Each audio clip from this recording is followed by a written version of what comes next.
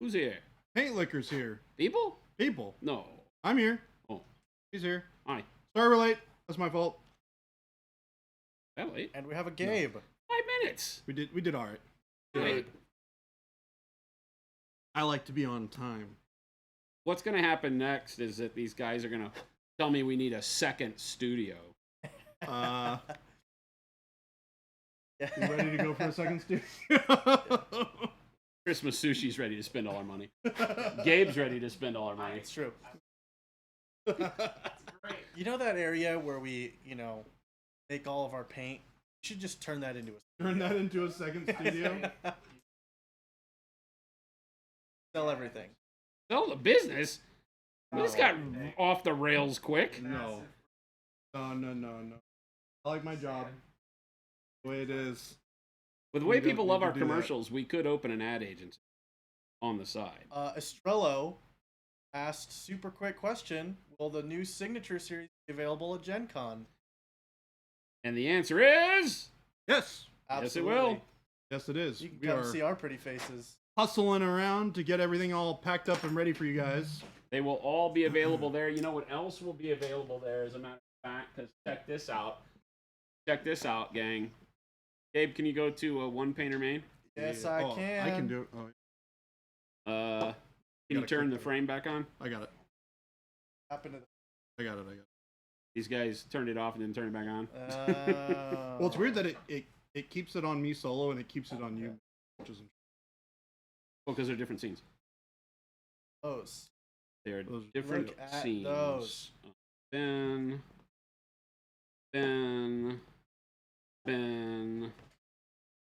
Matt, Ben, Matt.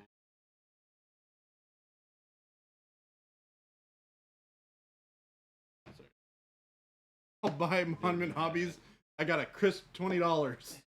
Paint Licker's coming in at a low bid of $20. What? He would. He would be. I understand. So not only do we have, right, dark emerald, all the matte Seshwish colors, dark crimson, brown gray, dark bronze, our first metallic in years, heavy titanium white, like our bold titanium white, except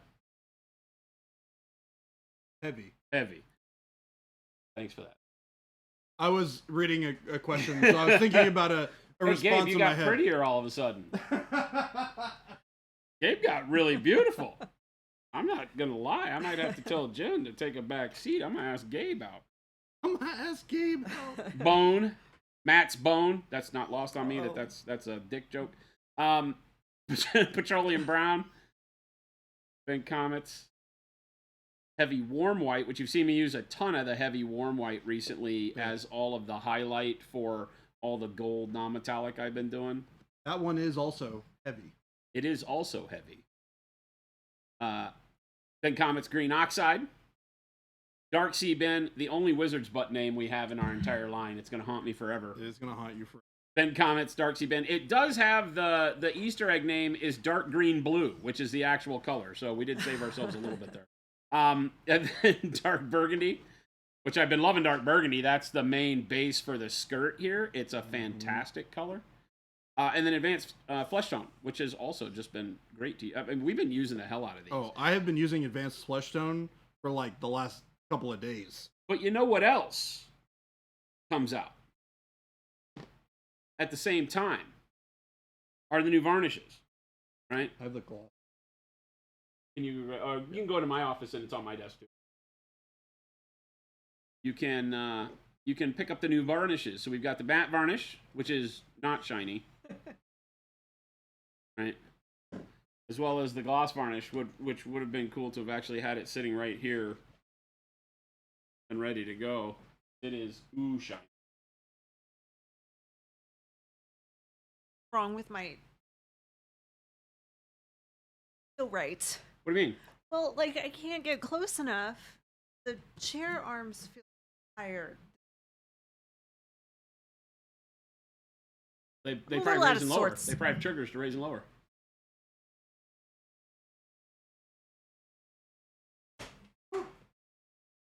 Did you run? Yeah. Oh. A little bit of exercise, you know? And then our gloss varnish, which is Ooh, shiny. shiny. It's So- the best.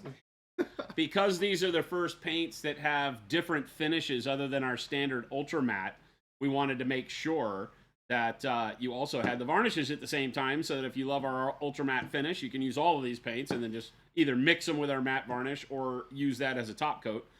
Or if you decide you like some more shine in some of your paints for special effects or for highlights and things like that, then you can use our Ooh Shiny, and it will get it where you need it.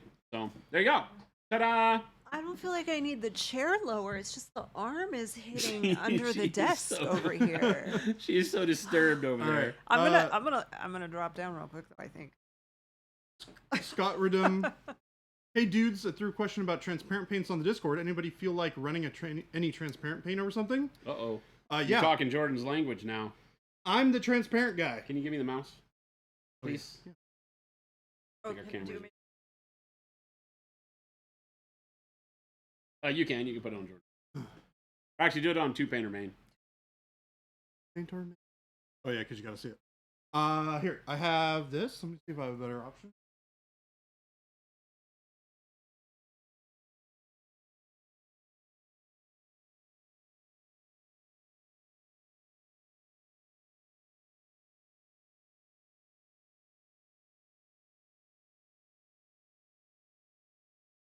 Okay, so I have two cool models here. Oop, we got nice dental model. We're gonna show you how to use them like speed paints on this guy, and then on this one, we're gonna show you how to use some glazes. Hey, Back. somebody likes us. Graflin, thank you for the follow. Man, that is so nice. All right. We moved the airbrush compressor out of the Oh, room. yeah. So you It hear it is now? so nice. Yeah. Yeah. Like okay, chat, we've been in this building for over a year and a half, right? And one of the things I had as a dream was being able to move the compressor to be outside of the area that we paint in again, because we actually have a very nice studio here. And we have been so lazy with doing it. And now it's outside the room for the first time today. It's been out for a couple days, but we haven't used it. And now it's outside today. This is amazing. Do you It's have so to nice. go out there to turn it on, I or really do you like have it. a switch? Well, yeah, Yeah. but you can just Oh. leave it on all stream. Yeah. Oh, so you just in the habit Before the turn stream, it we on just at the kick it beginning, on, turn boom, it off done. when you're We done, even kicked if it you're not on. gonna use it. He didn't even know it was on, and he was in his office. But the cool thing is that my plan is to off of one of these outlets put a power switch, because you can buy a switch. It's just a hard toggle switch that toggles the power on it, and then run the extension cord back out to it. That way in here we can just turn it on and off with a switch. Yeah. All right, Scott. So first things first, we're gonna show you how to use it like a glaze. We have a little test model that I did with some red buildup, and it's really kind of chalky and a little gross on the blends. What we're gonna do is we're gonna use this transparent red to smooth all of this out. This? Oh, Not your booger napkins. booger napkins. Ooh. He's about to hand me his wadded up Kleenex. Hey, you know what? Sometimes you need wadded up Kleenex. Get the job done. That's not true at all. Well, listen to me, but not about that. All right. So, what we're going to do is we're going to take the transparent red, which I showed you, which is upside down transparent red. It is slightly more awesome than the regular transparent red that you have. You can go solo Jordan now if you want. And then we have our amazing Miracle Glaze and Wash Medium. Fancy name here. And we're going to mix 3 parts of Glaze Wash Medium to 1 part of transparent red.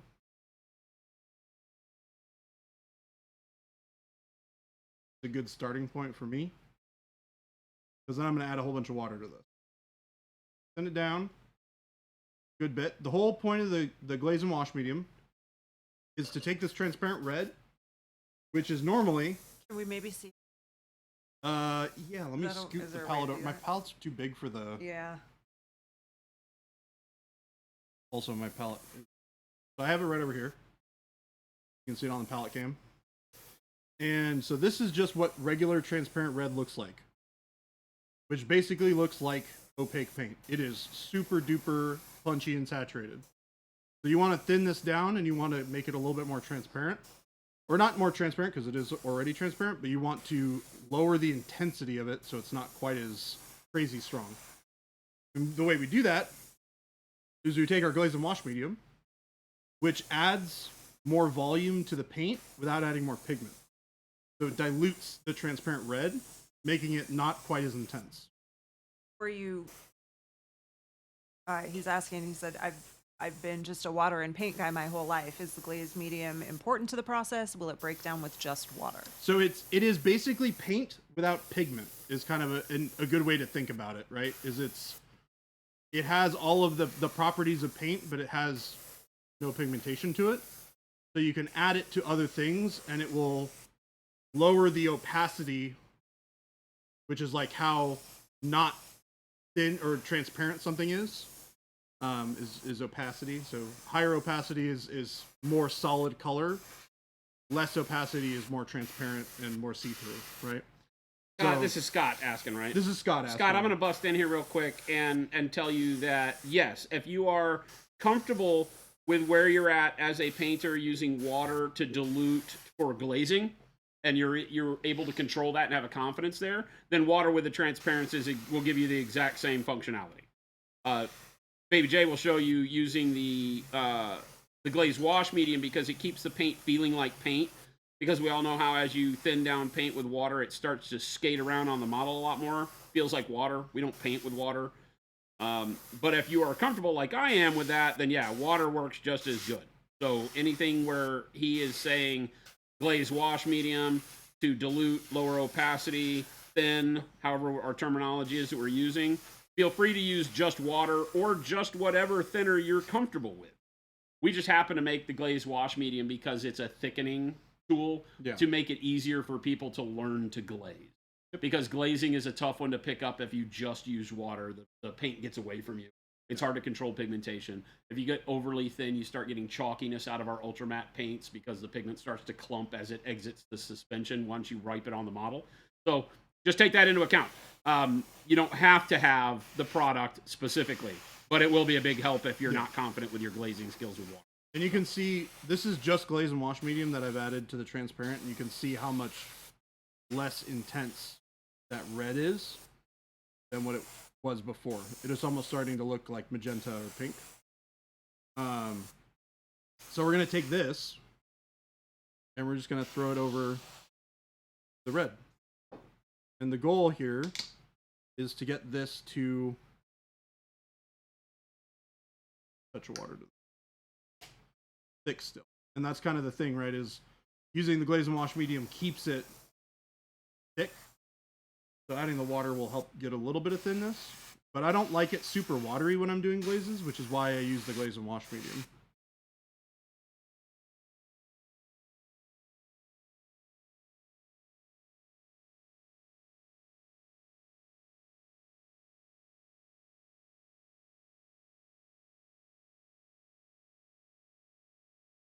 This is me just pulling some of this away from the top part so we don't change the color too much on the top. But you can see how it brings this yellow orange back to a nice bright highlighted red. And we can thin this out even more, adding a little bit of water to make it even thinner glaze consistency. More. And there's been a lot of sirens outside today. We get to this kind of thing here.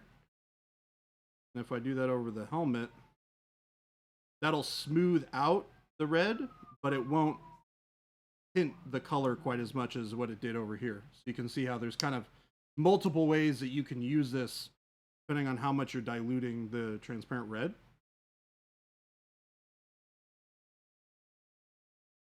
More diluted, the more you're just going to get a little bit more intensity to the red that you have.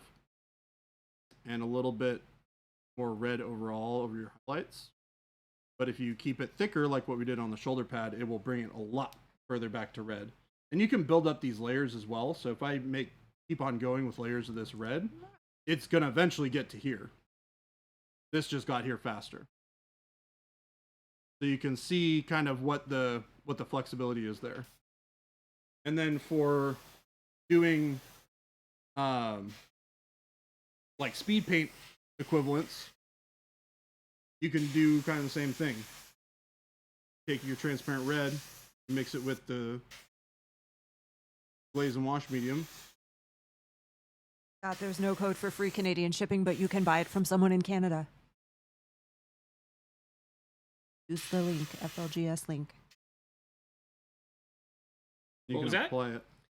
He asked for the code for free Canadian shipping, and I said we don't have one, but there are a number of stores in Canada where you could buy it. Oh yeah, definitely. You don't need to buy it from us. So we've got Canadian distribution, tons of great stores up there, Lots of stores in Canada.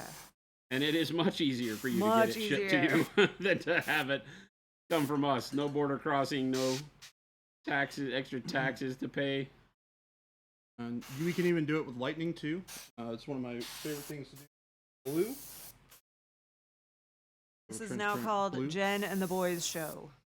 Jen and the Boys Show. Yeah. A little bit on my palette.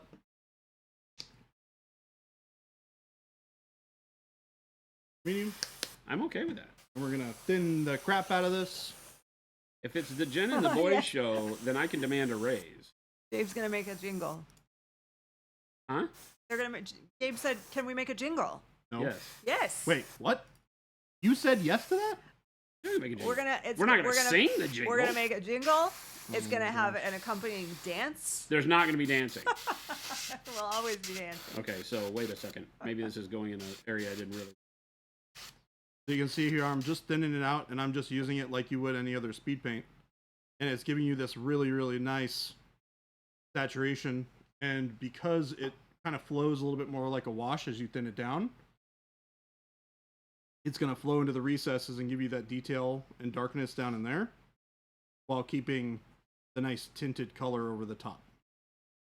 Which is exactly the whole point and design of the speed paints, is to do all of that stuff in one go. We just go over the lightning bolts like this, building up that color.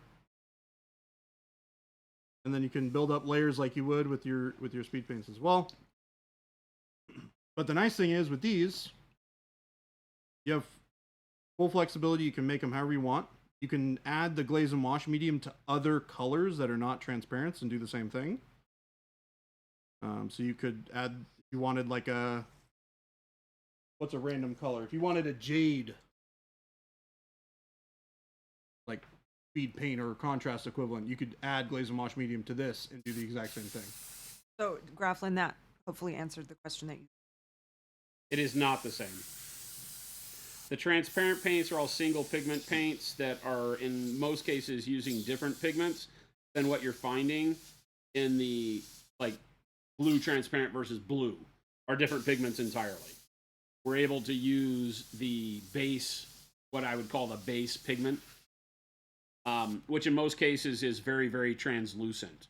The thing that most people don't understand about pigment in general is that it doesn't come opaque. The ones that do don't have much vibrancy. So it all has to do with light reflectiveness. And so the transparents are a totally different formulation. They're just low viscosity, single pigment, primary pigment paints. And And then the other Scott, thing, even though there's not a store within driving distance, it's still going to be much, much better for you to purchase from a store in Canada and have them ship it to you rather than us, because it's much more reasonable, and you won't have any surprise fees, you'll get it faster. nothing like that. You'll get it faster. As far as Signature Series sets day one, probably not. The distributor for Canada will be having their shipment go out next week. And then they have to And then distribute they it. receive it and send it to all the stores after the stores have ordered. I don't know where their pre-order timing is on that, but it won't be too long. The Canadian distributor will receive it the same time that, well, close to the same time that U.S. stores receive it, because all those shipments will go out at the same time. One No, other thing. it's like buying from us no matter what. So don't worry about that. Save yourself some money so that you buy more.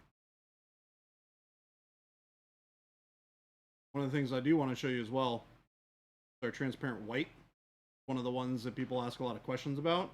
This is actually one of my favorite transparents. It is amazing for painting white.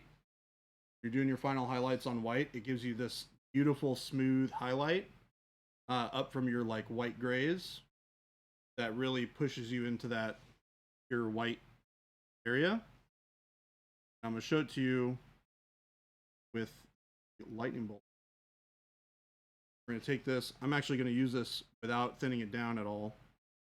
Right out of the pot. And we're going to use it on the edges of these lightning bolts to build up this bright light where the shiny parts, or the light would be the brightest in these lightning bolts.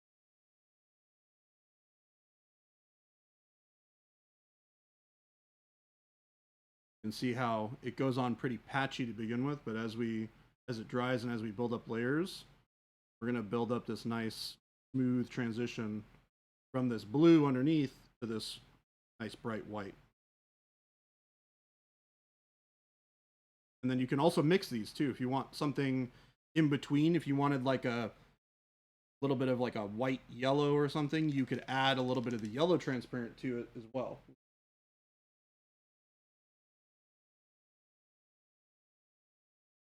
Armin's, we're all in the same. The whole place looks. I'm not Place looks alone like a here. dungeon.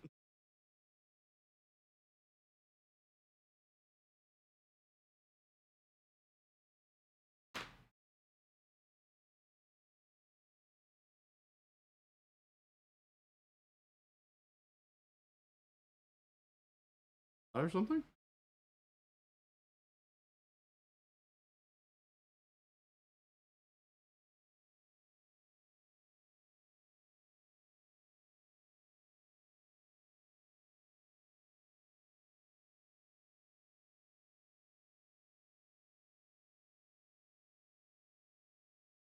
I see. Moving going. From this point forward, nobody is allowed in Jason's spot. Yeah, I'm gonna get a little hot-blooded over here. People touching my things. He did a great job of cleaning the desk. It looks really nice. I just over can't find there. anything now. Well, at least I did it, so I can tell you where all the things are. That's true, and you knew immediately why I couldn't get. Yes. Yeah. Oh yeah, I've always had the key.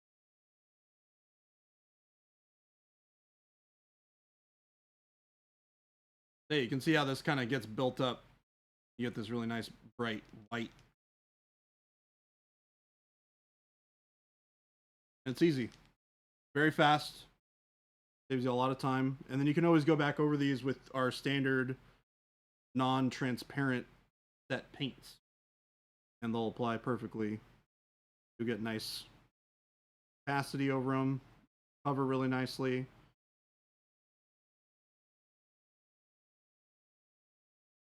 In fact, I painted this guy.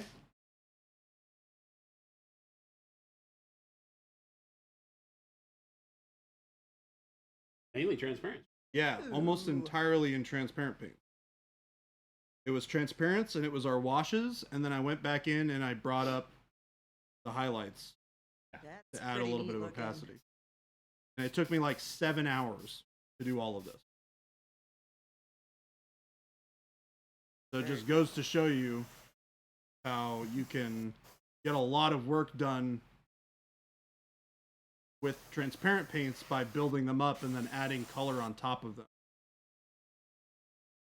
So this is like one of the most complicated models I've ever painted, and I painted it faster than any of the other non-complicated models that I've done. Well, yeah, and it lets you looks look at the awesome. model That's in a way that you're very like, cool. hey, I have this army I'm painting, Yeah. and I want to get the army done quick, but it has this centerpiece that I can't, I can't see painting quick. And you're, but I.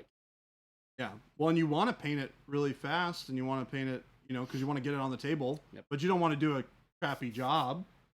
So thinking No, about not it on a right hero now- model like that, right? It's like, Yeah. that's a great model. Yeah, absolutely. And you can focus on things like the headdress I spent a little bit of time on, right? And I painted all these gems in so that they were a little bit more complicated. But all of this is just some light dry brushes, washes over transparent base coat colors, and it's, you know, very, very simple. Very little actual like manual brush work, except for on here, doing the lines on the feathers, and then doing the highlights on this jade stone up here. That's it. That's literally all it is. With the Yes. I don't have it here at my That desk. top part that you The, focusing the on was banner. familiar. The Yeah, I didn't little- do it in the same exact recipe. I went a little bit deeper on the short one because I Uh-huh. didn't do all the stippling on this. I just glazed it with the. I think I used a mixture of blue and red or blue and green transparents to get this like turquoise color. But yeah, this is all just over a zenithal, just like this guy. And I took it from this white, gray, and black. This. Painted him separately. I kept him off, and I kept this little guy off so that I could get to the back of the chair. Kind of hard to see back there, but all that's painted in there so that you don't get weird angles where you're like, that looks unpainted. Yeah. That's, you know, there we go. You can see. Yeah, that is one of those problems with doing the whole speed paint, is that if you get where you're just slapping base colors down with, you know, contrast paints or speed paints or whatever, you'll get some areas that'll seem very full. I did it with this guy too. Paint Same thing. liquor. Oh, I didn't know you painted that guy. Yeah, he was the first one I painted. Oh, really? Yeah. Oh, maybe. Oh, really? Mm-hmm. Oh, I guess that's true. Yeah, he was like the rough draft, Rough draft. and I did this guy in like 6 hours. He was like two. Yeah, he Two painted that guy streams? super fast. Yeah, my whole Seraphon army, I have about halfway painted, give or take, You need to stop. and it's like I did it in a couple of weeks. Yeah, on that's stream like a only. case-ready army, and he did it in like a show. Yeah. Well, I didn't do it in a show. I mean, it was like 2 weeks worth of shows, maybe. But like, you got these guys. I think he has people come in while we're not here and paint more of his models. That's what I think. We got all of these guys done. So these guys are super fun. We hate that term around here. Fun? Done. No, super bleeder. Oh no, not super bleeder. Oh, Armin. Oh. We hate that term around here. Since you're showing orange, somewhat related, Paint Yeah. Liquor is wondering what is a good highlight color for orange? Pale Purple. yellow? Oh wait. Purple. I mean, yellow, pale Pale yellow. Khaki could be a good one. Like khaki would be a nice highlight color for the yellow that I did on these guys, because I don't want it to be super yellowy, but I want it to have a little bit of vibrancy. Mix in a little bit of khaki to your orange, you'll just get like a kind of a pale orangey, Like a lighter peachy orange. highlight. Yeah. So Paint Liquor sounds like it just somewhat you're Yeah. going for. And if you use yellow for highlights on orange, He's listening to you, Jason. So if you said purple, I'll try that. Yep. There you Sounds go. good. He always gives me like hot pink and plaid as Yeah. color choices. There so you I was- go. This is revenge. I was acting out a little bit. so this is yellow over orange with pale yellow up to white on the gem. This guy done fast. Like Relapse's work is a like a good strong chunk of the word. army. I get no respect. Well, that's what. So I was going to say to Avian that I'm sure you said that as a joke, but it's What was the joke? I said that I'm the boss of the company and Slowfuse just works here. It is true. It's true. I've never denied it.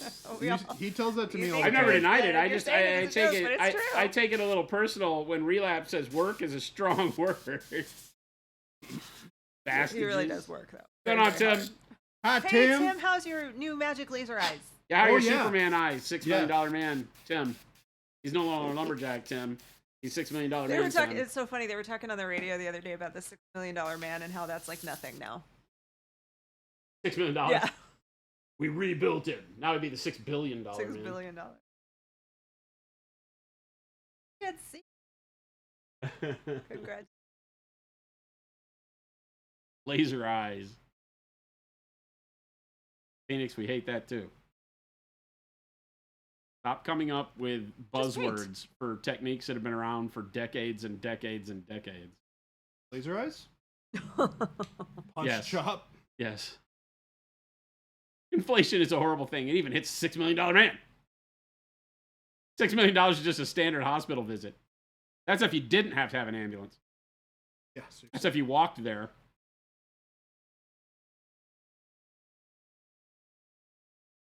And then Omicron Samurai had a question.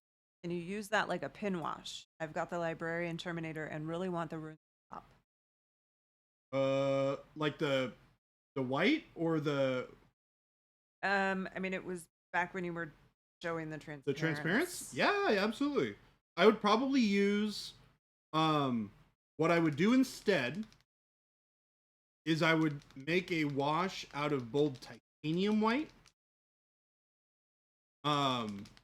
Lay that down in the recesses, and then I would go over that with a transparent color to get your glow color in. Under chop reflectum metallic painting. That's hilarious.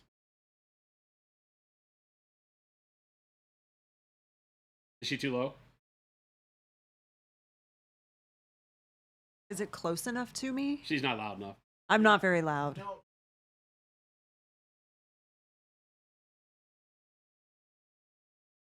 Yeah. So So it takes a second before it. Yeah, gotcha. Okay. Your left eye is even still a bit blurry. Graflin, you're very new to the hobby, and Procro is recommended as a beginner-friendly paint by your local store. You're a big zombie-side player and want to use techniques that can quickly paint all your zombies as quickly and efficiently as possible. Would dry brushing them be the best approach? Dry brushing can be a really great, fast way to do stuff.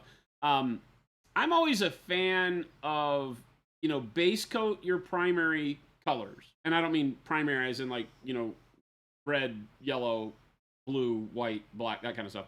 I mean your primary colors. So if you have a model and it has blue jeans and a t-shirt, if you're doing zombicide and you've got, a guy with blue jeans, a t-shirt, a jacket, a hat, and a crowbar, then paint each of those things the base color you want them to be. Then I typically dry brush a highlight over all of that.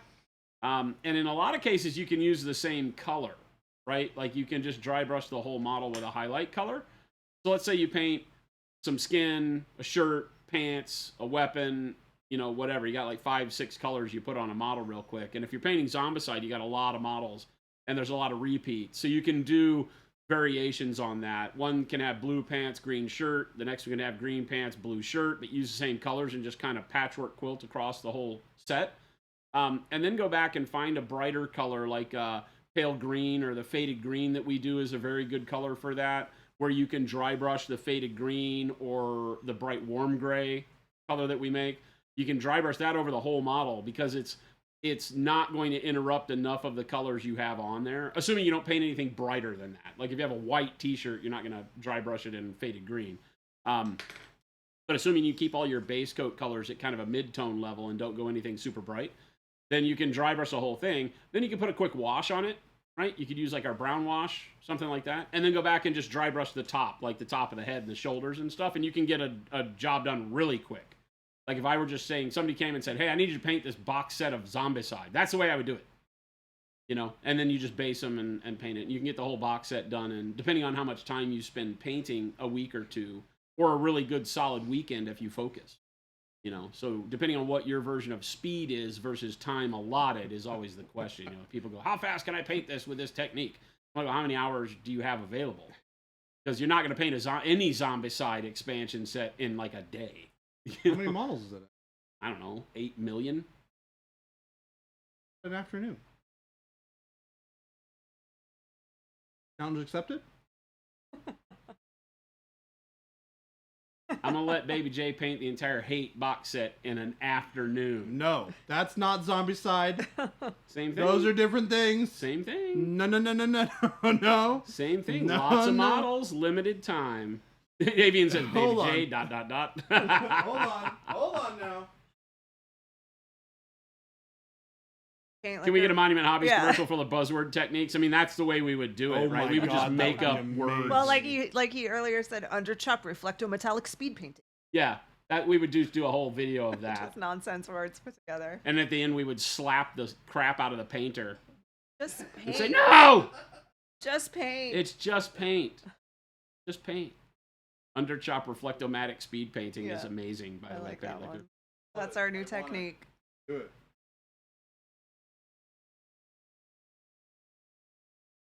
Great advice, thanks. You gotten pretty decent with your glazing lately, but it still takes you forever and you never get through them at that pace. Well, that's the thing, right? We talk about it all the time. Like, what are you really looking at as the end goal for the model in front of you?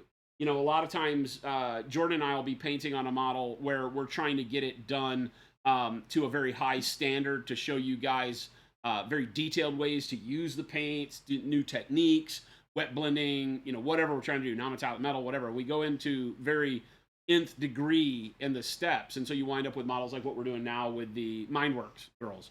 And then there's other times where, like he just showed you, the basic method that he used to paint his Seraphon, and he has a fantastic looking army. Yeah. Largely due to the color choices, because there's amazing contrast in the colors you picked. Yeah. Very good vibrancy in the way he applied them, but he was able to do them fast. And so for each artist, right? Because whether you like it or not, you're an artist. For each artist, you're going to have to determine within your range of skill and technique and knowledge and comfort, you're going to have to determine what you want this particular model to be like. You want to put all that time into it. Maybe it's the hero model for your army. And so you're really going to spend like 18 hours, 18 days, 18 months painting that one model. And then you determine the rest of the army can just go quick. Space Marines are like that for me. The foot troops, dude, just knock them out. Yep. But your characters want to have Spend more some going time on. it. Right? Can you go back to Two Painter Main? Yeah. Let's Right. do it. You know, like there are times where I'm like on my Blood Angels, we're spending a lot of time doing Blood Angels. And, you know, it's a matter of each dude is getting non-metallic on all the bits and things like that, and, you know, underglow on the jump packs, and Dante's got freaking brush hair lightning on him, you know, so we're doing all sorts of crazy techniques on the whole army, but I decided when I was going in that I didn't care if I ever got it done. Let's just be honest, right? Do I ever have 2,000 points of Blood Angels to play? Probably not. But I will pick up Blood Angels a model up every now and then, and we'll do some painting on it and get it to where we like it, and I'm okay with that. Now, if it was an army that I was like, hey, I need to play Jordan on Friday in this game, or like my BattleTech stuff, where I was like, hey, as everybody in the office gets into BattleTech, if they want to play with painted models, I'm going to have all of them. So we painted 47 models. You have Right. it over here. Yeah, there's like 40, It's on there's a 42 or 43 models painted over there, and more on my desk that I Yeah. painted because I messed up. You know, so there's a lot of painted models there that we did in like 2 weeks, Yeah. right? Like 10 days. Yeah. Um, 2 or 3 weeks, something like that. You know, and so it really just is be okay with the fact that you get to make that decision. You're in control, and your best painting doesn't have to be applied to every model. Oh. It's just understanding inside your own expectations is the goal. Like, I'm just going to get this guy done. You know, we're just going to throw paint on this Yep. so that we can have a model to show off. I don't even know. You know, like my Aussie Art Bone Reapers, right, was just like, hey, let's just dry brush these guys real quick, and then a little bit of blending on the chest plate and a little bit of blending on the swords. Yep. You know, to give a little bit of detail. But, you know, I could get an army of these guys down on the table and have it done real quick, because all of this is just wet blended base coats. You know, so it's like, okay, yeah, sure, I could get this army done in no time with all the dry brushing as the main source. But I have to be okay in my head of knowing that that was the goal, so that I don't look back at it and get disgruntled because it's not my best work. Well, of course it's not your best work. You had to paint 8,000 miniatures in 2 days. You know? Don't be happened hard to on that yourself. guy's And that's, I think, skin? one of the biggest downfall It's of us true. as artists is we get into that, it's not my best work, so don't Yeah. look at it. Because if you have to show it to somebody, it's like, hey, you know, how many times have you sat down with somebody and they've shown you your stuff, or you've shown them their stuff, or your stuff, and you've been like, I'm not quite done with it. You know, don't judge it too harshly. God, Forget I all hate that that. stuff. Don't even worry about it. Just put it down and let people look at it. And if Yeah. they ask questions, you go, yeah, I haven't done that part yet. Well, the other part of it too is realizing that a lot of these models are not intended to be looked at from like closer than a foot away. Like, if you're putting stuff on the table, who cares? This model looks great. I think this model looks dope. Is it my best work? Not even remotely close. But I painted this in like 3 hours or 4 hours or something. It was stupid fast. And it was just like, but I have a Bastillodon that's done. Right, that was the goal. Yeah. Was to get a model done. And I that think it looks great. It took me a long time to get there. It really did. Especially as somebody who's been doing studio painting for a long time. Because I got in the habit of every single thing I painted for work Top notch. was top notch. Had to be. And then you're like, you go home and you're like, but I want to have an army painted. But you're like, but I want it to look real nice. I'm a studio painter and I want to represent my skill set, right? And then eventually you get to the point where you're like, I just want a painted model on or army on the table, and I don't really care if it looks like You guys super remember incredible. we did 2,000 points of Lumineth Realm Lords plus the terrain piece in 5 days. Yeah. Oh, and they look fantastic. 7 days? Yeah. And they're not done, but I was proud to put them on the table and play. Yeah. Number one, because I did them in like lickety split for me, so I didn't mind. Yeah. But on top of that, you can always take your own talents and what you know about painting at any given time, and then find places where you can skip a step, and still get good results. Yep. So never be afraid. Like me, I'm gonna take a little bit of a break from Snake Lady today because I've been going pretty hard on her for the last week and a half. I'll paint this little guy up, which is a little tester model for an army project that I want to work on that I've had sitting in boxes that unbuilt and unpainted for long enough. Don't tell me it's next. Although this would be a sweet scheme for Necrons. It would be a great. This would look super cool. This is also, wink wink, nudge nudge, a little bit of a sneak peek at something that you're going to see later on. So, Sometimes you have to give yourself a reality check. If you're playing Skaven with 200 models, you're really not doing yourself any good by doing non-metallic metal. There's also truth to that, but let's say you did want to do non-metallic metal. There are ways to cut corners to make 200 Skaven not that daunting to do non-metallic metal. yeah. I did non-metallic metal Wish.com. on my Battletech stuff. Was it my best work? No. It was my best work in that speed. You know, that's always the way I look at it. And there's never a point where you can't go back if you attack it that way. There's never a point you can't go back and make it your best work. You know, you can turn a tabletop model into freaking Slayer Sword winning if you start it correctly. yeah, absolutely. So I'm just going to kind of silently paint this guy. Oh, you can't silently paint that guy. Well, I mean, I'm kind of doing it, right? Yeah, I that's kind true. of That's got a true. head start while you were jibber-jabbering over there, and now Jibber-jabbering. I'm just kind of breaking it out here, all Big Willie style, right here in front of people. Like, what the heck is going on over there, Fuse? I'm very You know what I wanted to paint today? I wanted to paint something that I made. Yeah, We you are can't- doing that. We can't I see came it up very with. well. You can't see it very well. Well, that's okay. I'm not doing anything funny.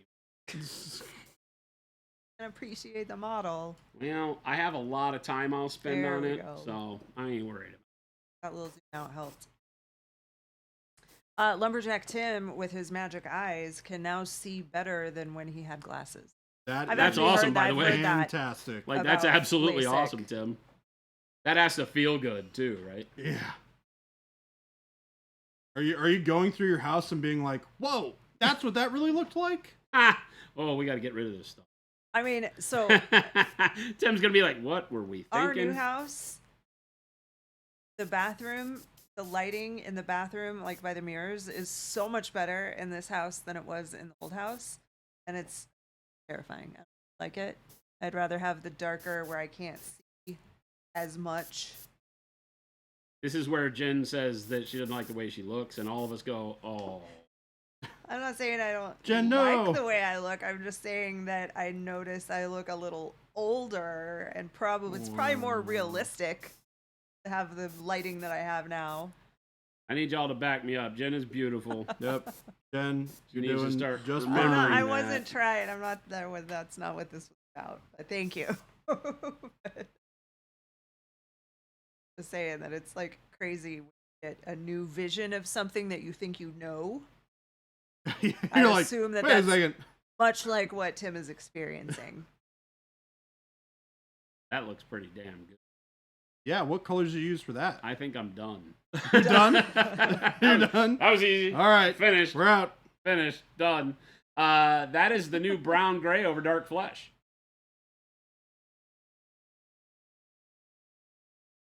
Brown gray directly over dark flesh. On That's black awesome. on black primer. I feel That like looks really that's good. a really great setup for a very deserty gray skin tone.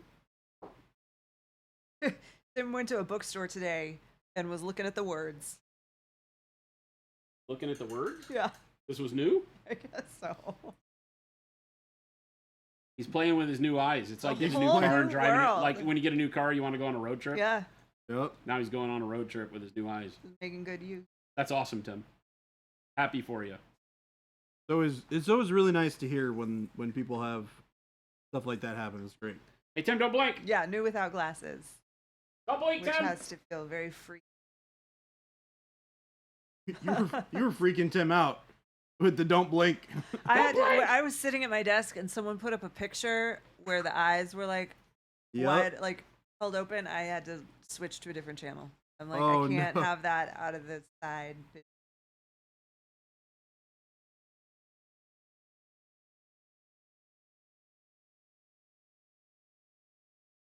He went from 480p to 4K.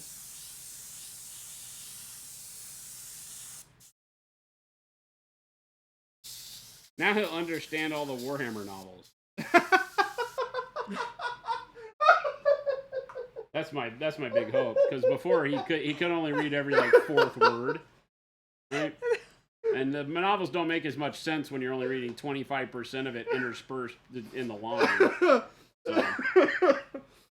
Oh my god, that one got me really good. It did, and Tim, I enjoyed Jordan's reaction more than the actual statement. Tim maybe 'cause finally I gets didn't to really get enjoy it. the Warhammer universe because he can read it.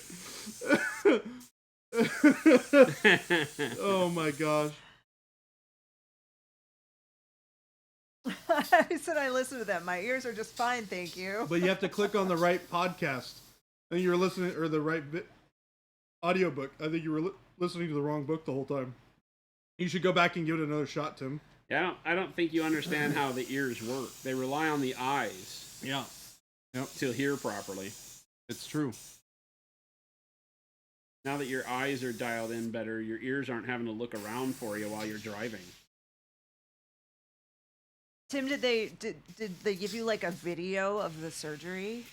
My friend years ago, like probably at this point decades, because I'm sure the late 90s had, I think it was called RK surgery, which is an eye surgery. It was before LASIK even existed, and they gave her a video of the surgery, Yeah, they do that. and It's weird. Oh no! I watched it. Oh no! No! Because my stepdad was thinking about getting it, and she's like, "Well, I have a video if you want to see what it's like." And he's like, "Sure." So we all sat and watched it. It was terrifying. I bet he never got the surgery, right? He did not get Yeah, the surgery. That's a big discouraging factor right there. I think Seeing he ended other up people eventually get it. getting LASIK, but like I said, this was LASIK, so it was pretty primitive.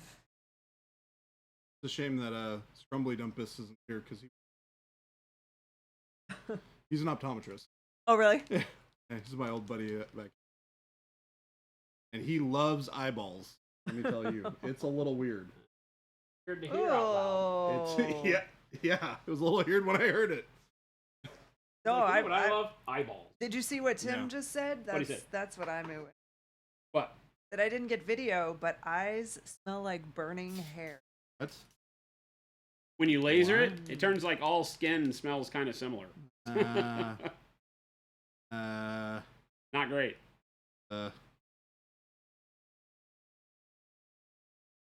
Not great. Not real interested in all that. Yeah, I'm not there for that either. Let's we can do a lot less of that. I think. Yeah, radial keratosis. Yeah, something. radiokeratotomy. That sounds familiar. That Yeah. might be like what my dad got. They like, I won't go.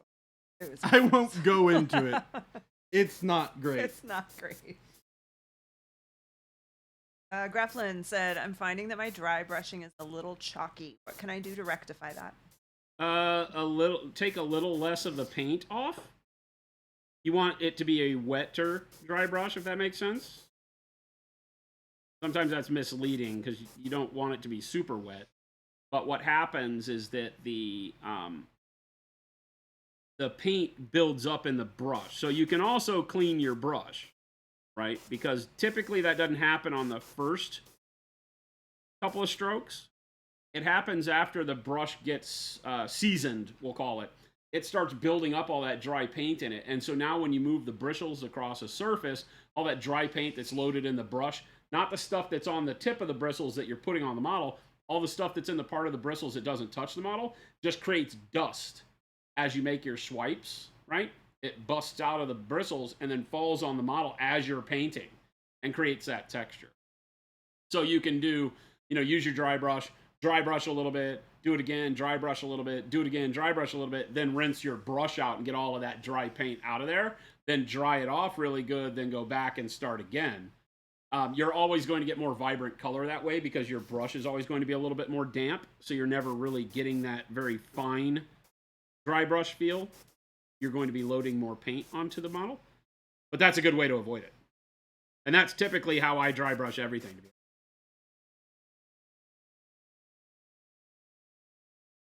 Good advice. So Jordan, what did you think of your first monsoon experience? It was creepy. Was it? Weird. Yeah. How long did it storm? We only had like one quick 10 minutes of crazy, insane rain and wind, and then it stopped for a while, and then it did it again for maybe It was 4 or 5 minutes. It And was then probably stopped. like 20 minutes. Oh, really? 20 to Yeah. 30 minutes, maybe even longer. At least over here. I remember I left Sam's at Samurai Comics at 10:10. It was about in the time middle we of it, had yeah. and it had just started to sprinkle as I got in my car. And by the time I got home, which is about 5 minutes, it If was that, coming down. Yeah.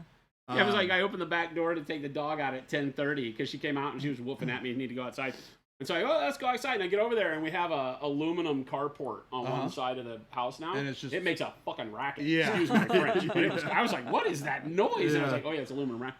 And I go and open up the back door. And as soon as I open the door, it was coming from the east, Yeah. like Yes, it direct was. west. And that's how that door faces east.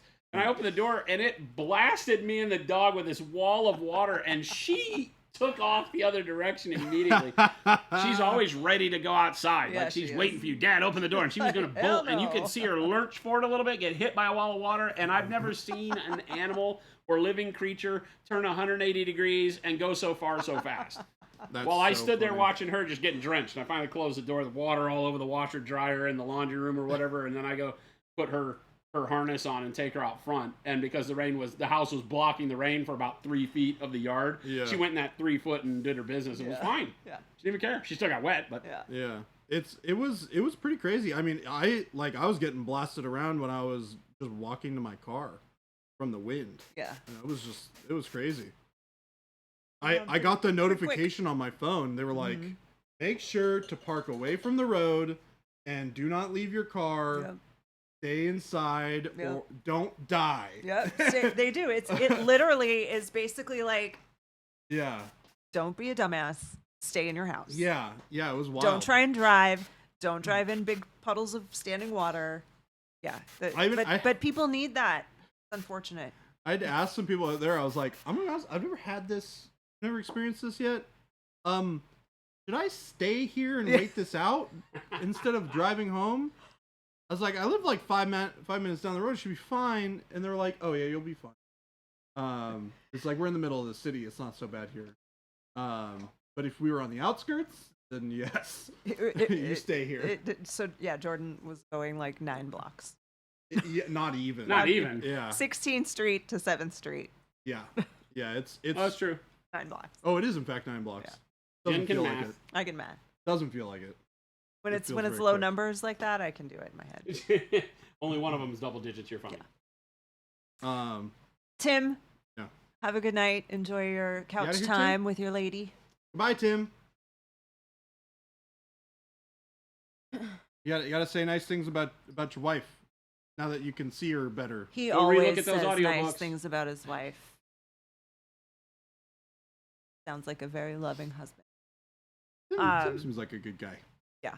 We on our patio have like a little patio furniture couch and a chair, and they have cushions and stuff on them that are big. But then we also have these little pillows, like little throw pillows on them. And I was positive, like it came out, kind of came out of nowhere, the storm last night. Yeah. And I was already in bed and I'm laying there and I hear it all of a sudden. I'm like, oh, those pillows are gone. No, Like they weren't. They didn't even move. they didn't even move. I don't understand that It phenomenon. really wasn't that windy. It was. Well, Oh, it was super windy How where I did was it- at. how did it blow all that water? It was in your literally face just then? raining sideways, but the Oh. wind wasn't blowing that bad. Huh. Okay. Like I the was- tree wasn't whipping around or anything like that. Yeah. It There definitely were looked wind like it was advisories, doing like that around blowing us. dust advisories. Yeah, it wasn't that Yeah. bad though. Yeah. When I was driving down Indian School, it was, you could see spirals of the Yeah. dust on the Yeah. ground Yeah. because it hadn't like Hadn't rained yet, Yeah. so it was still dusty. Yeah. And I was like, oh man, this is like wild. Yeah. We It's don't so get crazy because this is like you get this big rain and you're like, oh, how refreshing, and then you go out in the morning and you're like, everything's covered with It's- dirt and sand. Yeah. It's like, do we live in the desert? It's like, oh yeah, we do. It My car actually looks felt horrible nice right now. out this Yeah, morning. it makes though. everything dirtier when it rains. Yeah. Yeah. Oh yeah, because all the dust blows in first. Yeah. And then the rain sits Knocks on it top all of the out dust of and the turns sky. it Yeah. into mud. But it felt cool out this morning almost. Not cool. It was not as hot, but Not it as was hot. more humid. It was more humid, but it didn't feel bad. I didn't think.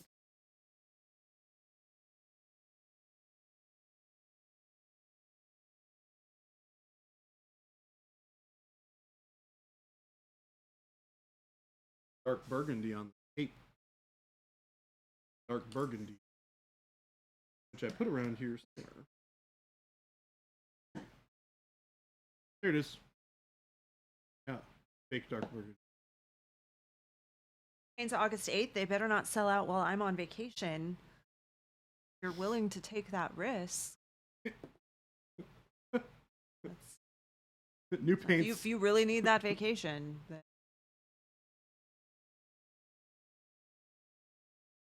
I mean, where's your dedication? Yep. Where's Sounds like your you're not dedication? prepared. oh, Player but J. also, aren't you in Canada? Yeah. Yeah, so it might not be exactly August 8th. So you might luck out. Is that one of the Conquest minis? It is. The Strategos. I know this is like the aesthetic that you very much don't like. As a single model, I like it a lot. Yeah. As a whole game, Army. Yeah. like if there's one army in the game, one faction that has that, Greco-Roman feel, I'm all about it. I It might is. actually even play that army. It is. No, the whole freaking game is Greco-Roman. Huh? Yeah, it is. It's all basically Greco-Roman. You look at the undead guys, you look at those guys, These are the undead guys. you look at all of them, they're all the same. They're Well, all some sort of Greco-Roman. The other ones are Spartan like, looking. okay, well, there's two. There's the Greek ones and there's these guys. Those are the only two that are like that. Because you have The spires. the orcs are the stupidest thing I've ever seen. It's like they took non-jungle orcs Yeah. and made them jungle orcs. Yeah. And that's bad because I have a predisposition towards the way orcs have been in the past. And I think that orcs are a very hard one for you to take and twist into something new. It is a different take on an orc. Yeah, and it just That's doesn't for work. sure. The orcs on dinosaurs is cool, but the implementation of it with all the feathers like Aztec orcs or something, it just doesn't work. So I was really psyched when I first saw the beginning models, and then when I looked at them, I was like, no. Yeah. But there's just too much that feels like that Spartan Greco-Roman. Even their guys that are supposedly like the knights and all that kind of stuff don't. Weird aesthetic to that game. It is a different aesthetic. It's weird aesthetic. There's not a lot of interesting new couple of models that are. Obviously, I like the giant, the Yoda. Yeah. Big You fan have of it that. over there. Yeah, big fan of that. But that's not them, And that wasn't done for them. That's a model that was already sculpted that then they jumped on, and because Contreras sells it on his own. You don't even have to buy it through their game. It's actually cheaper if you buy it through him. I did not know that, actually. Yeah. That's funny. Same with all the Giants he's done. Weghorn, Spire, 100 Kingdoms, Wadrum, City States, Nords, OD, so good. Manadork, you like it? Just the aesthetic doesn't work for me, man. I don't know why. I tried. I was interested in the range. The scale really is, I like because it gives me a lot more to paint It is cool. It's huge. per model. Yeah, I really like the That's the scale. space Some range. people don't, but I really like it. So I was really interested in it. I can't find an army that makes me want to paint it. Some characters, you know, like the undead guys have got the walking mausoleums. They're Yeah. kind of like Yes. dreadnought feeling, Yep, I have some of those. and they're okay. Like I would paint one, but you don't need to paint more than one. The interesting thing is, I think those models are really cool. I am not a fan of the way that they did this. Well, I Because think they're and there's a very big clean problem and is I red. think a lot of the studio paint jobs for the entire range are kind of blah, Yeah. right? And that may be a big thing because that's all you really get to look at. I don't know. I go look at the boxes and I look at the models, Well, and I'm just not a fan. The funny thing is, I don't even necessarily think it's just the jobs. I think the photography is not done in a way that is friendly to the skull. Yeah, that might be true too. I don't know. Because I had a very similar opinion a lot of the time when we were looking at it, because they were like, some of my friends were like, "Hey, we should check out this game. It's a rank and flank style game, has some really cool rules, but the models look kind of poopy."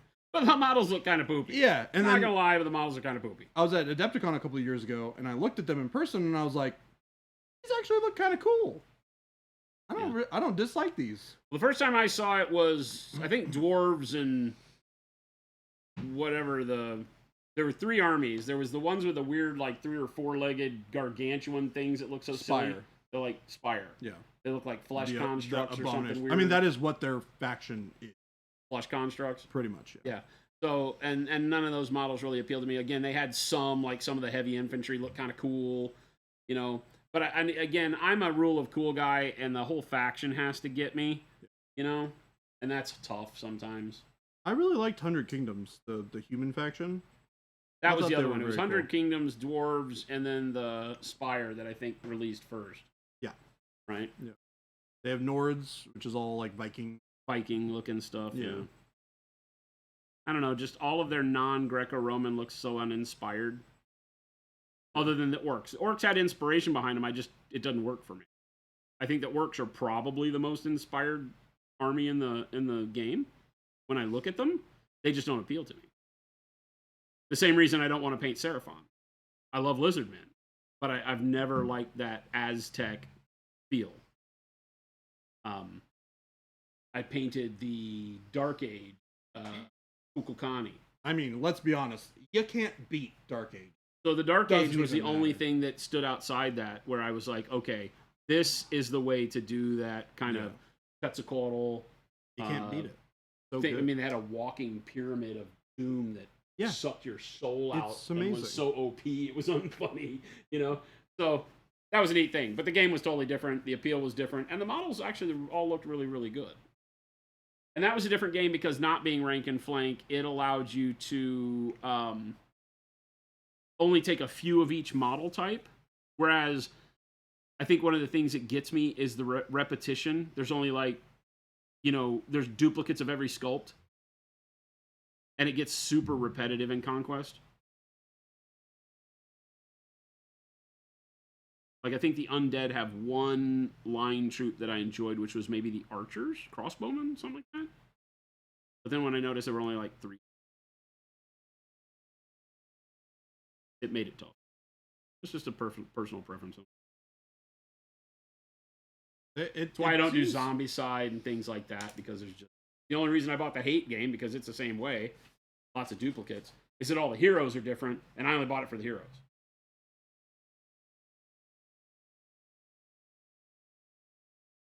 What about UPS? Great. Is it a full moon or something? Today's been a weird day. Jen's gotta gonna go. look it up. Maybe it is. You're gonna have to take them. Well, I'm gonna see if Carter can do it. If he can't, then yes, I have to. Okay, I'll be right back. just send Gabe in if not. Get the Jabe in here. Probably pretty. Just one of those days. Just one of those days. Gen Con next week. All hands on deck. Everybody's doing 50 million things around here. Yup. We get lots of people sick. All right, so this may screw this entire thing up, but I'm going. I'm glad I survived. I've been taking vitamins and stuff. Make sure my body is strong.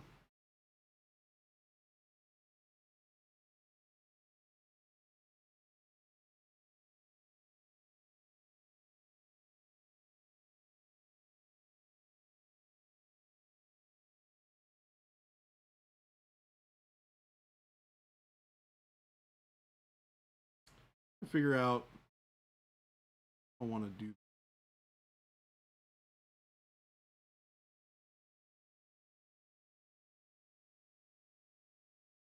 Lion needs.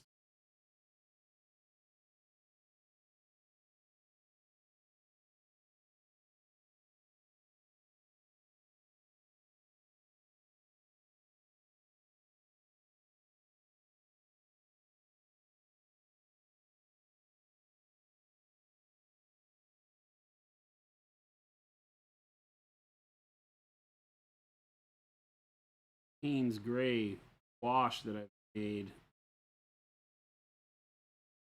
You go over the skin. Glaze wash medium, do the whole model now that I've got 2 colors of skin. Actually, 3 colors.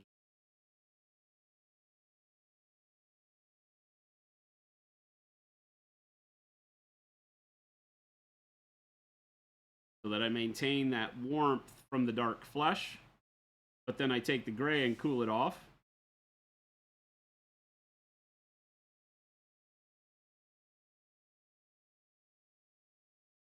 Tie it all together. And in the shadows, Payne's gray. A fast way to allow you to do that kind of cool, warm setup without having to spend a bunch of time on it. Because normally you'd be Here for a long time. well, yeah, especially if a lot of people do like the campfire moonlight setup, Yep. and that takes a lot of work to get right. This allows me to get a very, very cool color built up on the top, but I have to go pretty bright.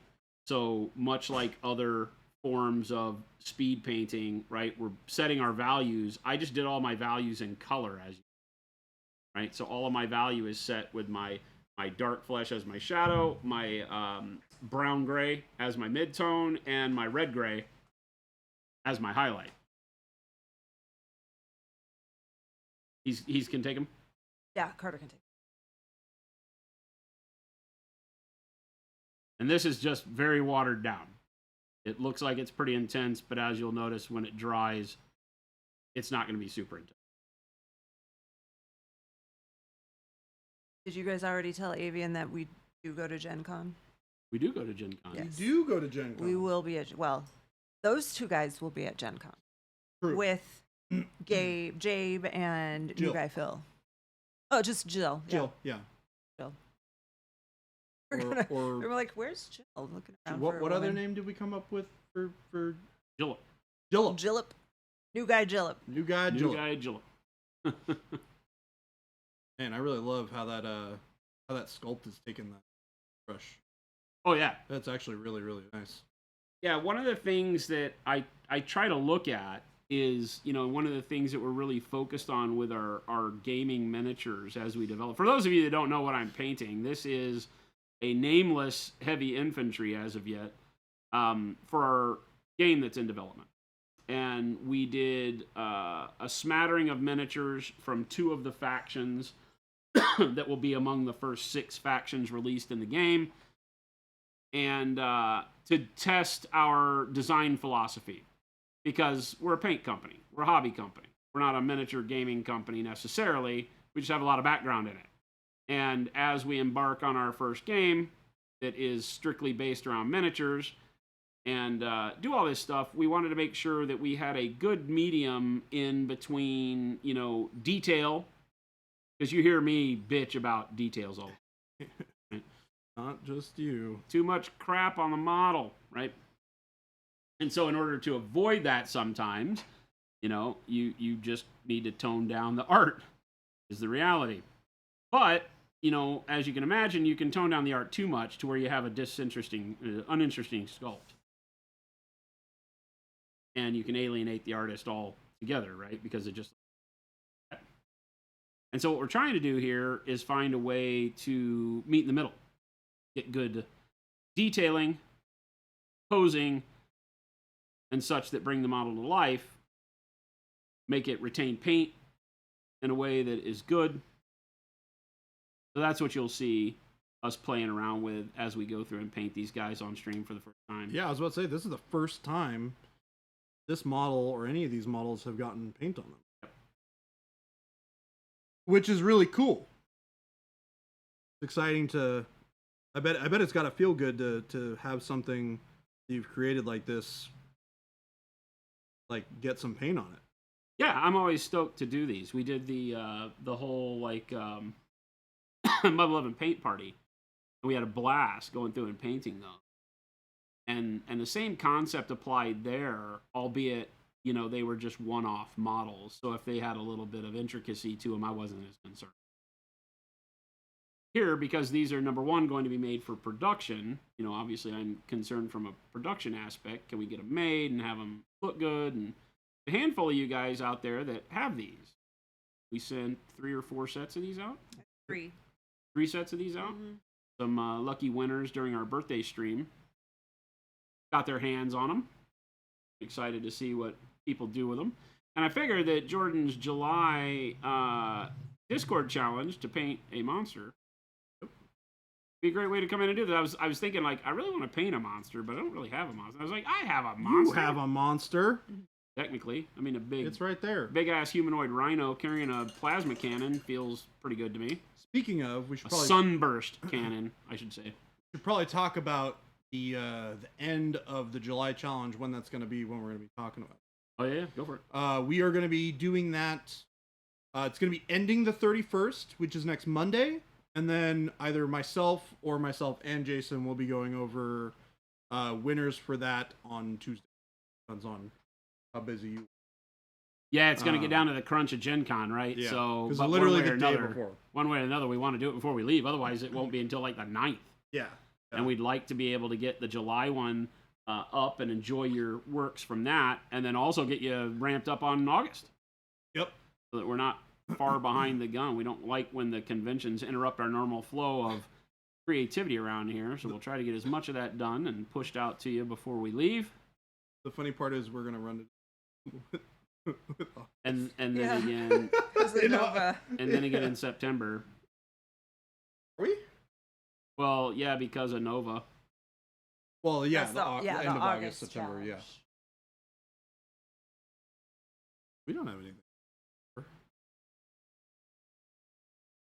Man, that's looking real nice.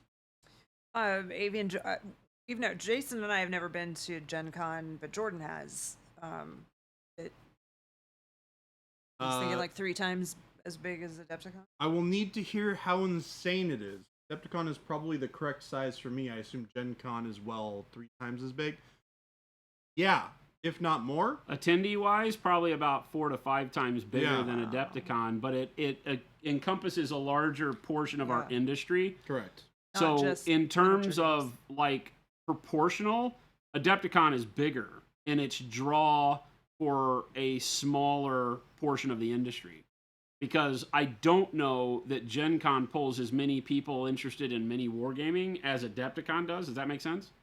So I feel there like any- Adepticon does a better job of focusing for us, obviously.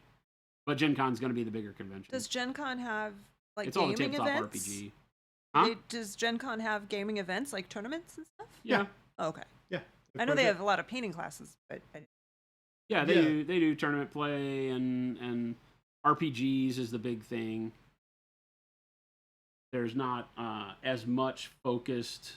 Like there's Warhammer stuff, but it's not as focused as say Adepticon with like Right. team tournaments and all that stuff. Yeah. It's not as much a gaming show as LVO or Adepticon. Right. Yeah, because those were initially tournaments. They Yeah. weren't even conventions technically. They were big Correct. RTTs. Yep. They both grew up the exact same way, and out of that tournament world, sparked a lot of interest and wound up getting more and more vendors involved and sponsorships. It'll be interesting because, like they said, this is your first time attending Gen Con, right? You weren't actually there. As a vendor, yeah, I've been before. You have? So you have been Mhm. to, Yep. to Gen Con. Oh. Yep. I Back in the didn't know GW days. that. Oh, I guess. It's been around for a long time. Yeah, it has. I think my first Gen Con So then was I have never been to 2017. Gen Con. Went as an attendee, and I arrived back and started working for Privateer literally the day I got back. Oh, that's Wow. crazy. Yeah, I had the job before. Oh, you just hadn't started. Yeah, but I started after. Gotcha. So, because I was like, well, I have a trip to Gen Con. They're like, cool, we're going to be at Gen Con. So it's perfect that you start when you get back.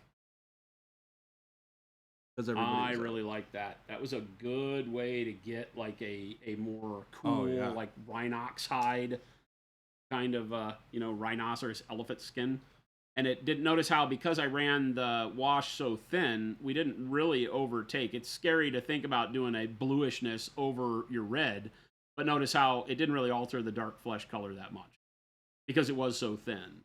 Whereas the brighter grays will take it and allow you to get a lot of use out of the bluishness from the Payne's gray, right? We get a nice blend of the colors in between, because that's just the wash medium doing its work. God, it's so amazing. And Dave, you have that, and you're doing it right now.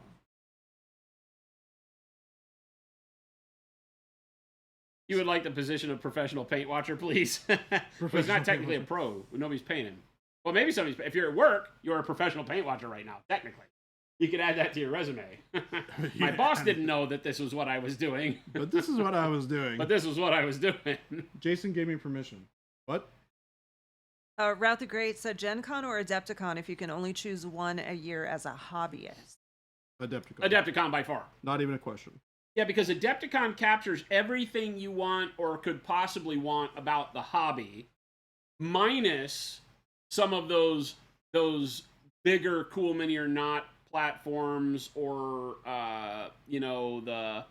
the Zombicide and things like that, because those are the primary focus, I think, at Gen Con, is tabletop gameplay from that perspective, more board games and RPGs. It's a board game show. And miniature wargaming is a subset of tabletop gaming for them.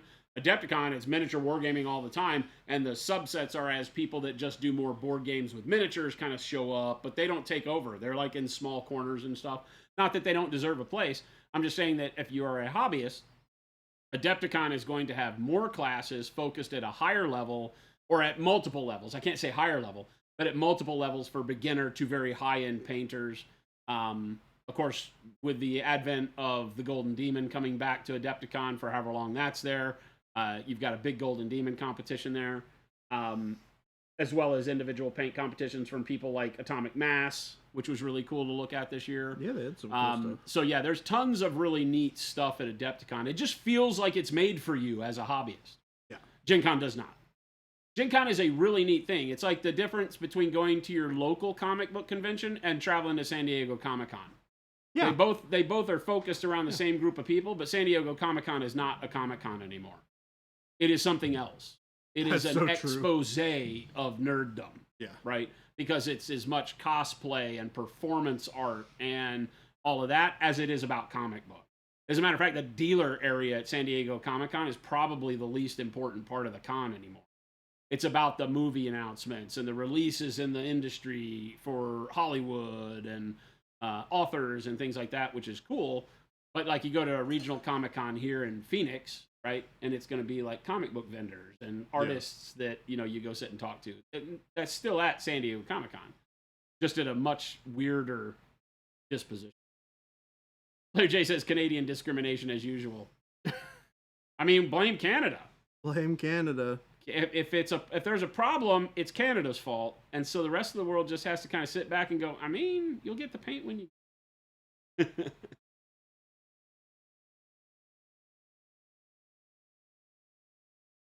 Having never been to Gen Con, you're biased towards Adepticon. Adepticon's just a great time. I've been to both, and I have to admit, Gen Con is just, Adepticon is a much better time. It's just better. Now, I also have to kind of sneak in there that I don't do well at places with tens of thousands of people. It makes me want to puke, you know? It's at some point it's just too much. It's why I don't go to Disney World, Disneyland, any of that kind of crap. It's just I'm not into it. I'm not into it. My personal enjoyment doesn't outweigh the fact that there's just too many people here. Yeah. And so the bigger the show, the more I tend to be like, I want something like Adepticon that feels it's a national show that has a more regional feel. Yeah. Does that make sense? It feels more personal. Yeah, that's a good way to put it. It's more it feels personal. more personal. I feel like by the time of Adepticon, I'm blown out. I'm worn out. I've talked to 1 million people, and I've enjoyed every minute of it. Yep. Right? As opposed to just being blown out at the end of it and being like, what happened? Gen Con is just... Gen Con, when you're done, it's so much all the time. Because, I mean, even in the vendor hall, you're just around people constantly. People pressing against you, pushing around you, trying to it'll be see interesting booths. because the first time we attended as an as a exhibitor was last year, which was very low volume of attendees comparatively speaking, because it was the first Gen Con post COVID, and they had in place all of the vaccine and mask mandates, and this year there's none of that. And so it'll be interesting to find out how much larger of a crowd comes due to the releasing of restrictions on it, and a little bit of the general populace feels better about attending things with loads of people. Yeah. So I think it'll be interesting. It'll probably make me wish I would have gone last year when there weren't as many people. Yeah, yeah. Those damn Canadians and their bacon. I know. Well, yeah, because it's ham. Because it's not bacon at all. It's just ham. It's just ham. They're just up there reveling in their wrongness about Canadian They're bacon. reveling in their wrongness. Jen dropping bombs. Reveling in their wrongness. There's a lot of things that Canadians get wrong. Ham or bacon is one of those things. We still like having Canadians around. It's okay for them to be wrong. It's okay. They put that extra Here you. we go. Here we go. This is extra how the you war in was their started, words. people. Fuller. Relapse says, what did you just say? I said it's okay for you to be wrong. Bagged milk. I don't care what milk comes in. I don't know that the packaging really affects me anyway or not. It's a little weird to see like Relapse like fight me. Are you talking about because bacon is ham? And I agree with the Canadian bacon. What did you just say? Player J flipping tables. I said what I again. said. It's my goal to make all of the Canadians in here excited. You bagged what? Bagged milk. Do I they was do in bagged Canada. milk? There was milk in a bag. That's really It was bizarre. hanging on a thing. It was like pouches. It looked like blood bags. That's I mean, really like, bizarre. They put wine in a bag. So There's wine in a I bag, shouldn't- wine in a shouldn't box. Can a Canadian criticize. explain Coffee to in a me bag. Yeah, I'm why sure it you guys works. like putting stuff in bags like this? It's very odd. Seems unnecessary. I love Canadian bacon. I just Canadian bacon is a different thing than American bacon, right? That is true. And Canadian bacon is the same as English bacon, because when you go to English, well, that's not necessarily true. English bacon is like a fusion of the two. They cut it thin enough where it You get that starts to crisp. fry up a little bit more like American bacon. But it's not from as fatty a part of the pig as, because like back bacon Give me that is what fatty it is, bacon. right? And so it's not as fatty, and so it's a little thicker and more ham tasting, you know, because it's really what it is. It's ham. But I love, like on pizza, I would never get American bacon like you did the other night. Well, and it wasn't bacon. Yeah, it was more like ham. I would like get ham. Canadian bacon on pizza, not regular bacon. But I don't was, put I pineapple was wanting on the like pizza. breakfast bacon on my pizza last night. I did not get it. What is kosher bacon? From a turkey? I don't think that is a thing. Kosher bacon. Grafflin, that's what I heard, is that because a lot of the, when I saw the milk, the first thing my buddy told me is that they have pitchers and the bag goes in the pitcher. And so you don't ever handle the bag really, you just pour it out. And so it goes in like a cylinder thing. Turkey bacon and beef bacon. I love turkey bacon. Turkey bacon's good. Nothing wrong with turkey bacon. What did Baby J say? Well, the pitcher's I don't remember what I reusable, said. Punisher.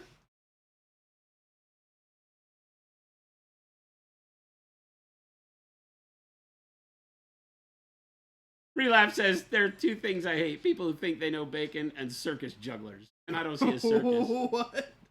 So Relapse, you have to tell us which side of this fence you're on. American bacon or Canadian bacon? He's I feel like Canadian, it's going to I be think. Canadian bacon. I think he's offended by our comments on Canadian bacon.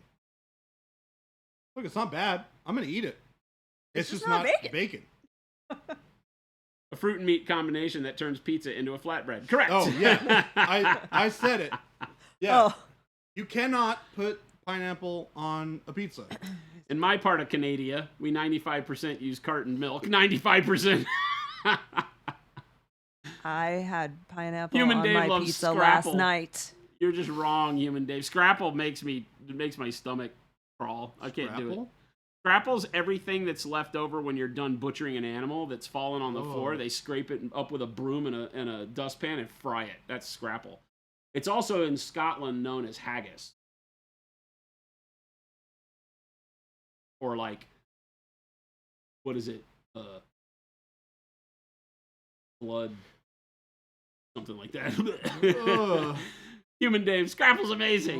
So I lived in Pennsylvania and I got introduced to Scrapple as like a breakfast food and they served it up and I didn't know what it was. I thought that whatever I ordered had been burned because they do it to where it like blackens. I don't know almost. what it is. Is it like intestines or something? It's literally like all the parts of the animals All get the used for anything leftovers? else. Like all hot the dogs? leftover sausage making stuff and all that. So it has a weird taste to it. But Scrapple's taste is really all just the seasoning they put on it because it's a flavorless mess. Other than that, it's horrible. Don't knock it till you try it. I've tried it. Hello. I mean, it like it's weird to think about this, but Spatsnat is right. Pigs are magical. You can feed them basically garbage, and they turn it into bacon. Yep. I don't like to think about it that way, but it's correct. Grafflin says, I'm expecting abuse from those who discriminate.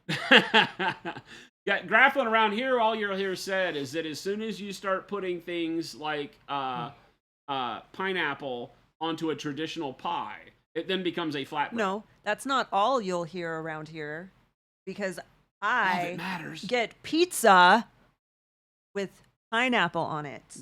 Well, it's Then not a And pizza magically it's anymore. still turns into a pizza. flatbread, It's not and a she's a hipster. flatbread. It's round, and it's a pizza because they make it in a pizza oven.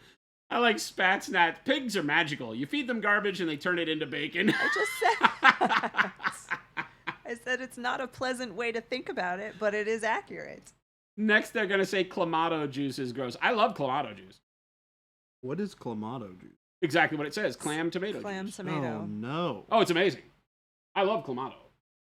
There's a thing called a red eye, which is Clamato and a beer, like a Budweiser or Yeah. a Coors, and a freaking Clamato. It's a and hair it's of an the dog, a amazing hangover hangover drink. hangover drink. Back when you used to drink. Ribs are the best meat to come off the pig. Pork ribs are good. Almost. Scott prefer- says he's a butcher. And Canadian. So Scott, what's your choice if given the choice at the meal, right? So I'm just going to say breakfast, right? Any meal. If you're given the choice between American bacon and Canadian bacon, do you as a butcher have a preference?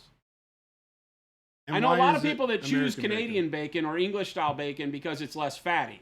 And so you get more of the meat. And Scott, with your professional knowledge of this, do you agree with us that Canadian bacon is not actually bacon?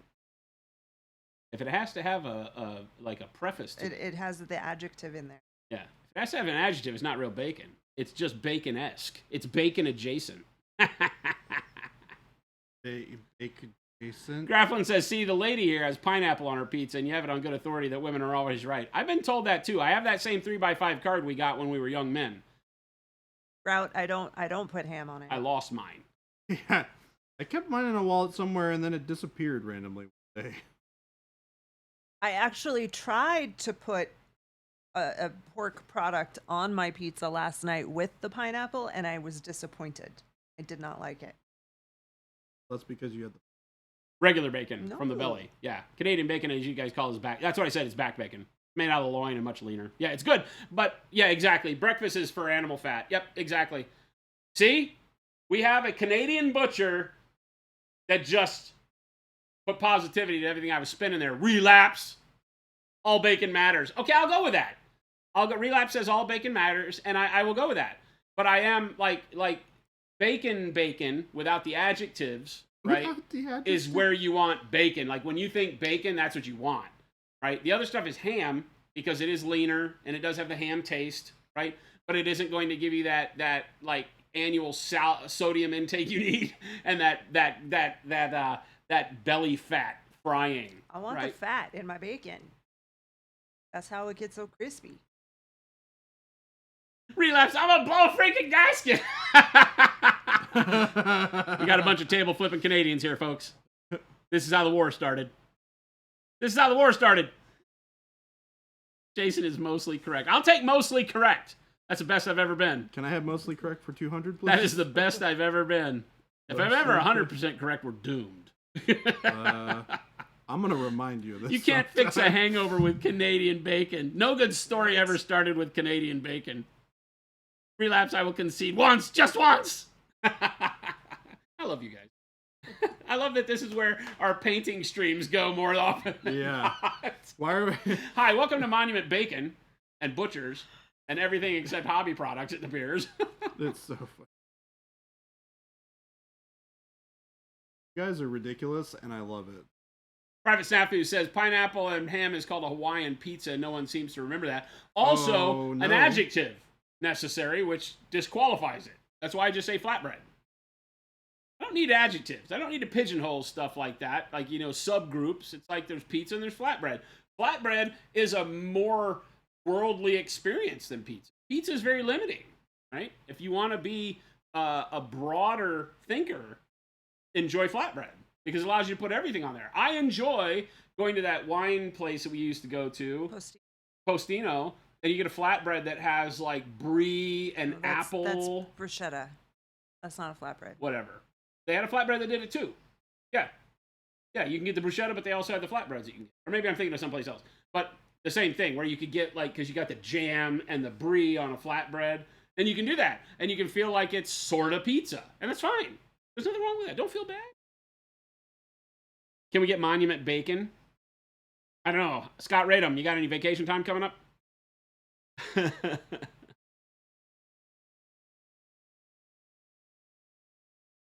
Signed bacon exclusive Monument Hobbies paint set. Bacon flavored paint, make it happen. No, don't. Bacon flavored wash. Bacon water. Hold on. Now you're getting. Now you've my piqued attention. my interest. Yeah. Hold on. Wait a minute. Hold on. Wait a minute. Salt. We're talking about bacon water now. All Bacon right. water. Give my attention. Let's carry on. Bacon water. We need to You just change- take the bacon grease and you pour it, instead of pouring it into just a thing of aluminum foil in a dish to like maybe warm up later if you're going to use it quick or whatever, you pour it into like a popsicle mold. No, that's a legit thing. With and the then you sticks. use them. And then you... Well, no, you don't eat them as popsicles. Them for cooking. Oh. He's like, I was eating. We're them gonna like need to change popsicles. this subject pretty soon. Are we? You're surprised the bacon talk hasn't summoned Siobhan. Oh, we have embraced poutine. I don't think you find anybody down here that hates poutine. We I mean, you probably enjoy the will. poutine. I probably As would prefer it it is without rare cheese curds on and it, we but can't find it very good. often, so when we see it, we get excited and we order. We have a place down here that we used to go to, the brewery, that had green chili poutine. That So stuff was good. amazing. Like I would eat that right now. That's my kind of food I'm feeling. Man, Green chili oh, poutine. You know, it sounds so At good. Four right now. Peaks? Is that Four Peaks? Yeah. Babe, Four Peaks? Queso dip sounds so good right now. God, only if it's from Los Dos. Poutine? I How do you don't how like do you pronounce Los it? I want you to Doses. type it out phonetically. What am I saying Jesus. wrong? Well, it's okay to be wrong. That's your turn. It is okay for me to be wrong. It's okay for you to be wrong.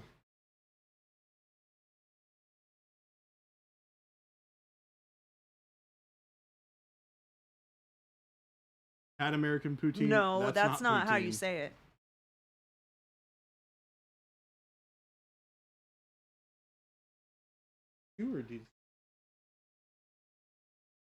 Bacon Just varnish. Make your whole army smell like bacon, 2D3s? distracting your opponent as they try to figure out where the bacon is. Have it too.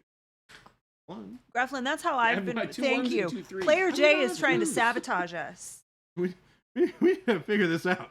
That was my 2. Yeah.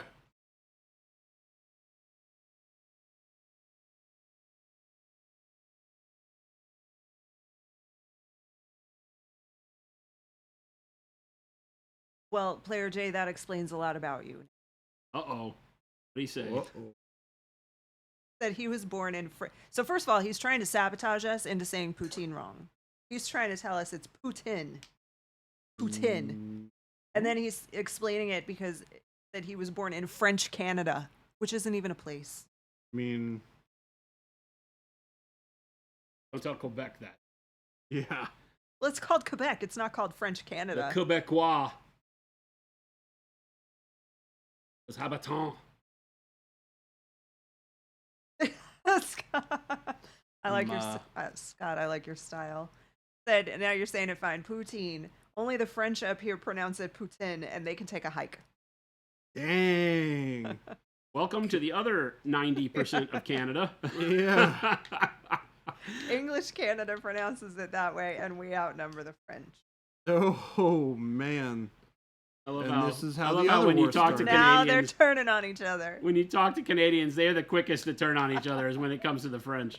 You talk to them, it's like, yeah, every 10 or 20 years, the Quebecois feel they need to secede, and they get all rowdy, and then they start stop. trying to like have campaign for Putin.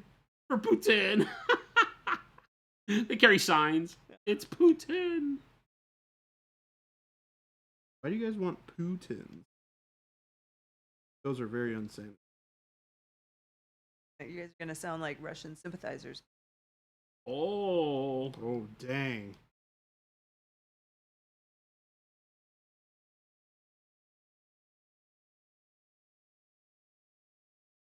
Speaking of all that, excited for when Jason you get around to checking out For All Mankind. I have not done that yet. Yeah, I think you will really like it. I could be wrong, but I think I'm right here.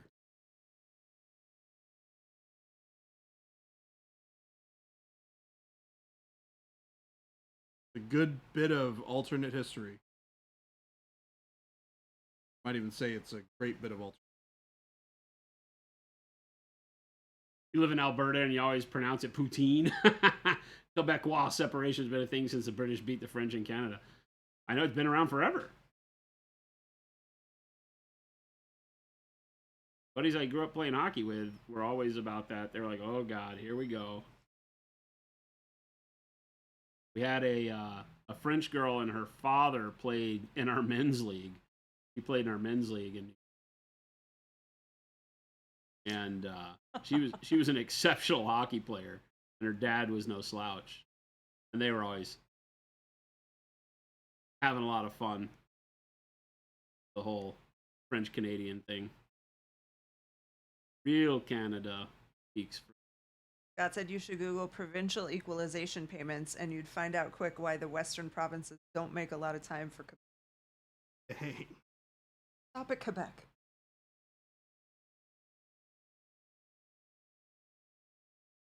You really want to trigger Quebec? Quebecois mispronounce croissant. Croissant. Crescent. Crescent. Crescent? Give me It's a that crescent roll. Can I get Crescent myself roll. a Give us some crescent? crescent rolls. That's how we grew up. Crescent Look, rolls. that's how Pillsbury in the can that you have to pop it. Oh They're my called God, crescent. that's It's even spelled hilarious. It really crescent. was. We Yeah. grew up with it called Crescent. I haven't heard that in They're so still long. spelled crescent rolls. Yeah, but that's not what it the was supposed to shape. be, I don't. Well, Was because it? it's the shape. It's like the moon shape, the crescent moon shape. Yeah, but I think they robbed that. I think that was because. Isn't that what a croissant is too? Is it's got that No, same yeah. thing? It's they're making it American. They're Americanizing Yeah, it. Americanized.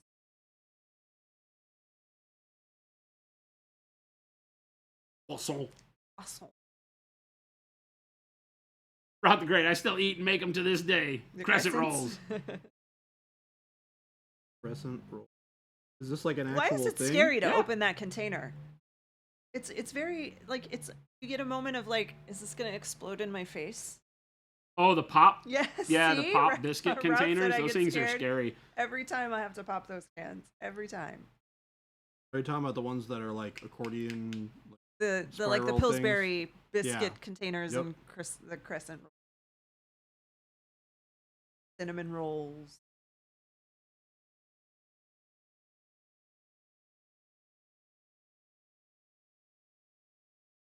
There's a story, maybe an urban legend, about a woman who was driving home from the grocery store and she thought she got shot. Because one popped. Because one popped. She heard a Oh my loud pop gosh. from the back seat and she felt something hit her head and she went to reach her hand up and like the dough had exploded and like got stuck in her hair and she thought it was her Brains. What? Lady, you'd be dead. There would be nothing left of you. Woo! Skin's coming again. A quick dry brush too. Yeah. Right.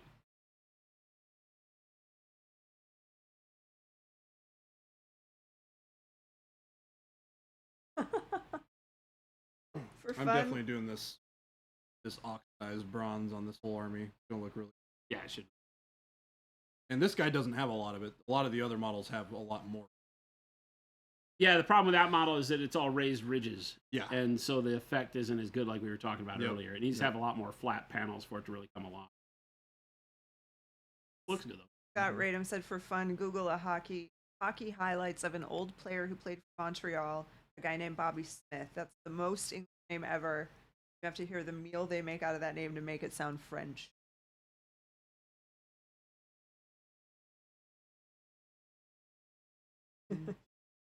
He played for the Habs.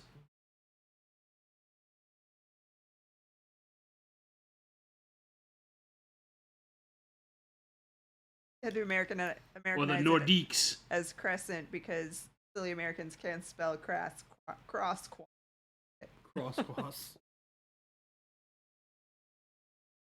Well, maybe you. You know, you like English stuff. Smith.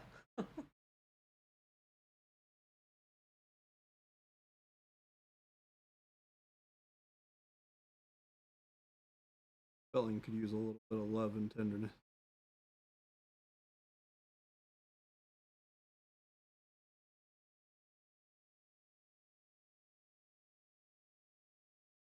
Painting the death mask white. Bobby Smith. Little bit It of- sounds like Japanese. Like Bobby somebody trying to do a Smith. bad samurai movie. There are a lot of those.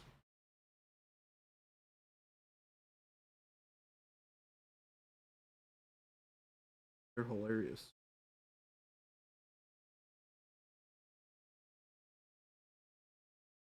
Heck.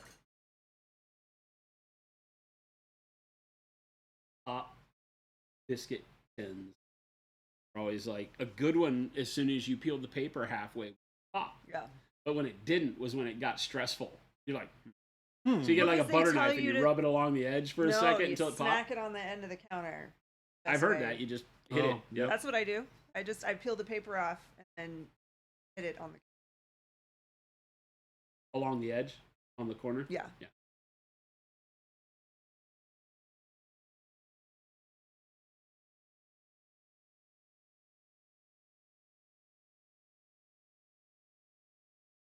Really quick rhino hide.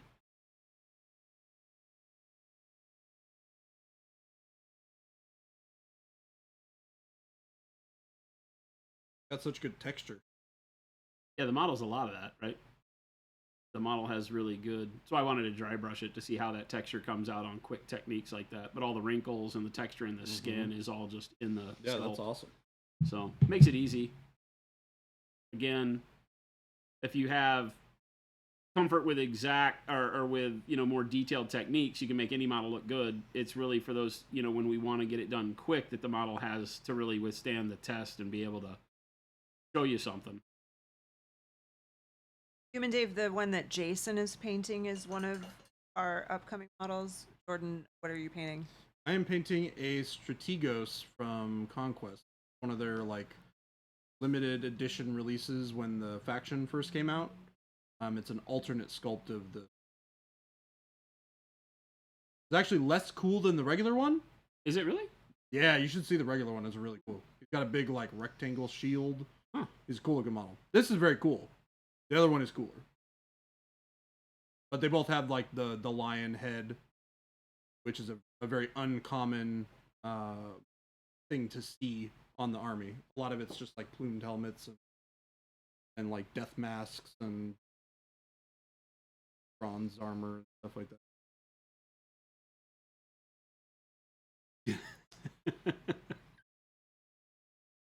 Reading the statement that English Canada pronounces it that way, basically because we outnumber the French. We win because there's more of us. I just love it. That is This is a very English Canadian thing to say.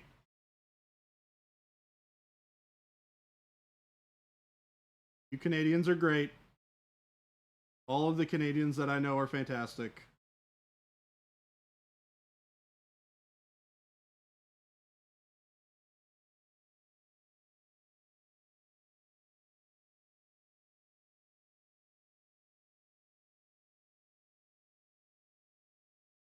with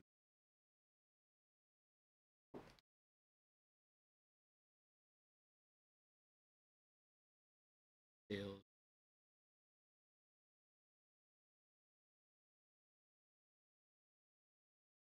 Like 60% skin. Everything else is just stuffs,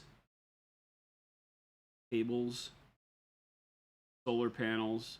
Solar panels. Yeah, he's got solar panels and battery packs that charge the gun. The solar cannon.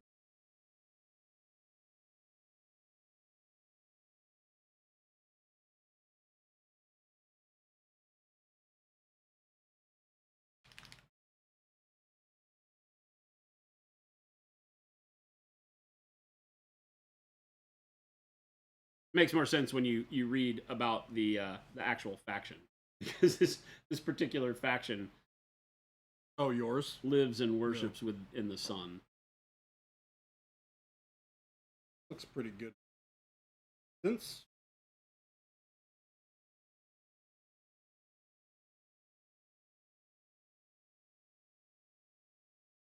face mask all painted up.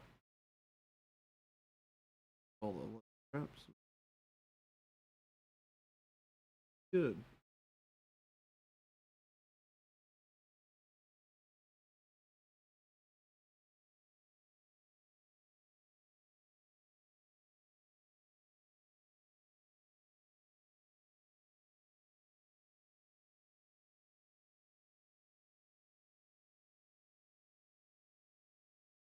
Very excited for next week. I think it'll be a lot of fun.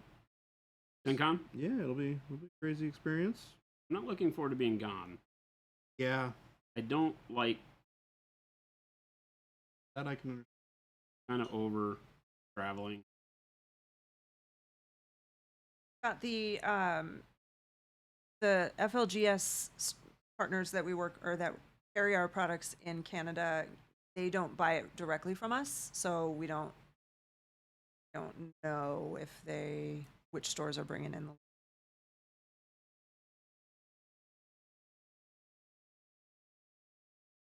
Most likely all. Yeah, Our most distributor likely. works very closely with all of them. So Yeah, and our distributor has ordered quite a lot, so Canada is going to have a pretty good supply of the sets and varnishes. yeah, for sure. They were the first distributor to put in an order. Yep. So they're Canada? very aggressive with the paint. So lots of sets coming your way. Great. Good job, Canada. Oh, now you're Grafflin, nice have to a good night. It's been nice to Canadians. Now you're nice to them. See ya, Find out Grafflin. they're For giving us joining money, us. nice. Hopefully, we'll see you back again tomorrow or next week. Who's that? Grafflin. Grafflin. That I'm off to give the kids dinner. Thanks for the warm welcome to my first stream. Good to see you, man. Hope you enjoyed Good it. to see ya. Love to see you back. Yeah, we look forward to having you around. Our crazy little interwebs family here. It's so true. It is crazy.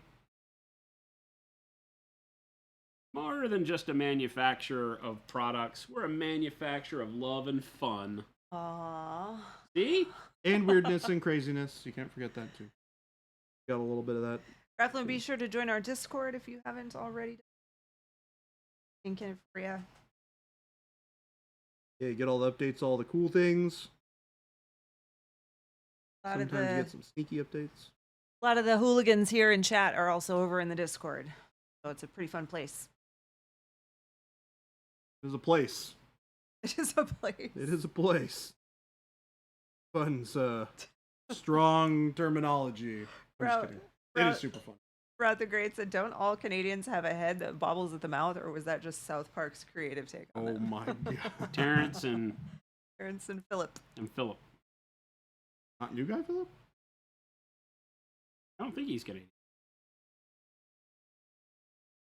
I think so. Could be, though. Could have lied to me this whole time. He does say he's sorry a lot.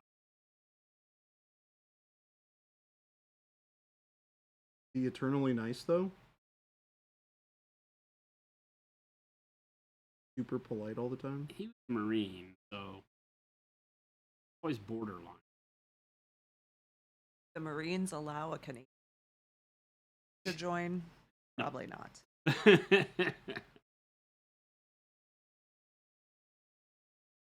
Only if they knew how to butcher and cook a lot of bacon. Only Canadian bacon. I've been Proven learning that's a not lot true. Have you been recently paying attention? from the Yes. from the comments on the Don't Eat the Paint posts on Facebook. Yeah. What's the deal with the Marines and eating crayons? Crayons. I did not know this was a thing. But I I feel didn't- like even That's the the Marines. only thing the rest of the armed forces could come up with to make them seem. Well, but I feel like even the Marines participate in that. Oh yeah, undaunted, unbloodied, and unbowed. Relapse at Canadians also bleed maple syrup and hockey rink water. That's, yeah. That sounds about right. Hockey rink. I don't know. Is They that the do same weird as things. locker room sweat? They do weird things for hockey, though. I do weird things. Yeah. The crayon thing is a meme from 2015. Out of the loop. Marines just rolled with it, okay? Good that they played along.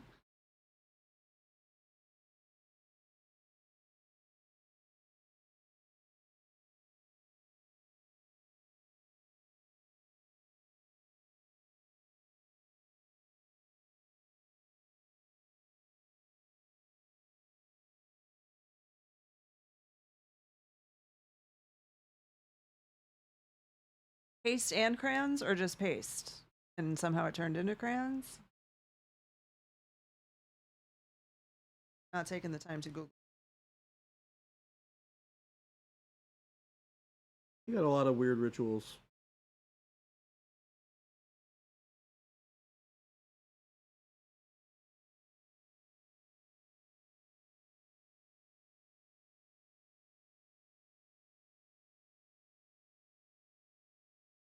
White death mask.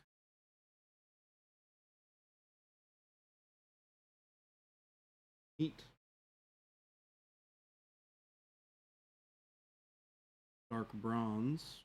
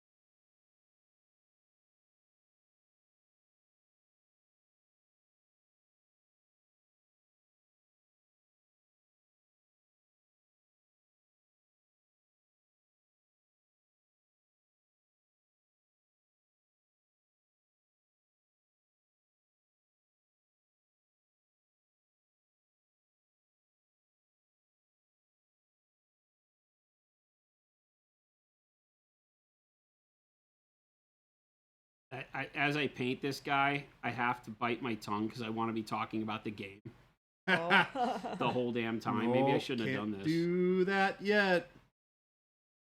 Heavies in our game. This guy is a heavy infantry. We don't really call it infantry. This is a heavy. We have light fighters, medium fighters, and heavy fighters. This guy's a heavy, and the heavies in our game feel like everything I've always wanted the big models to be. I built into this game as that's what they are.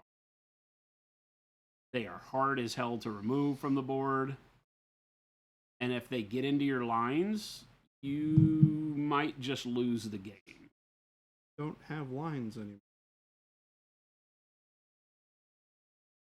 Ooh.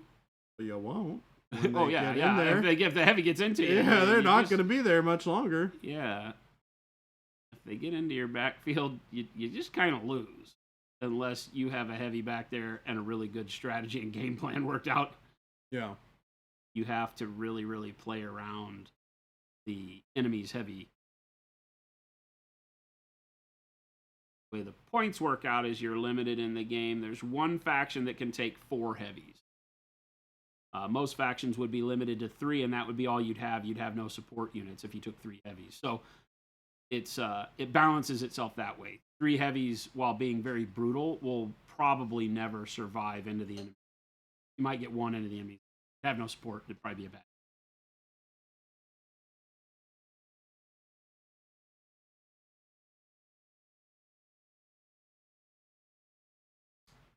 God.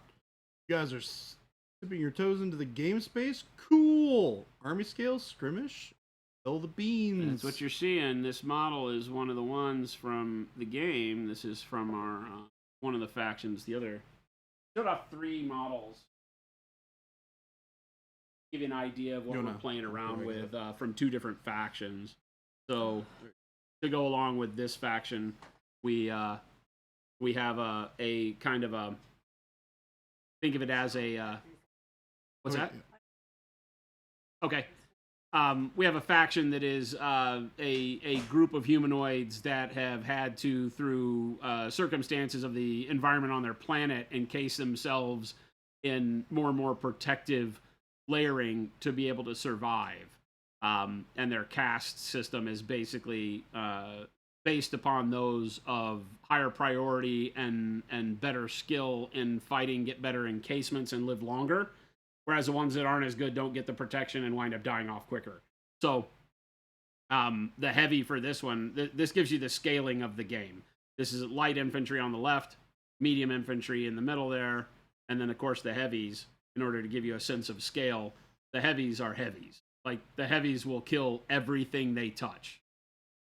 Their power level is such that, especially in melee, if a heavy gets in melee with anything other than another heavy and hits, that model dies, period. There's no way to save it. So, heavy's a wrecking machine in this. They feel like pissing off the Hulk. Pissing off the Hulk. You know, you just don't like don't me when do I'm it. angry. Yeah, you heavies. just don't I do wanted it. heavies to feel like something that was worth having, but it's also a trap, right? Which I enjoy. Like my game development mentality is that I love there being things that get you interested and jazzed, but they become traps if you focus too much on them. Because strategy is all about using all of the things at your disposal to the best of your ability given the situation. And so if you limit yourself on your choices, you wind up not being able to react to every situation. And while heavies are absolutely brutal, like in most games, they're slow, right?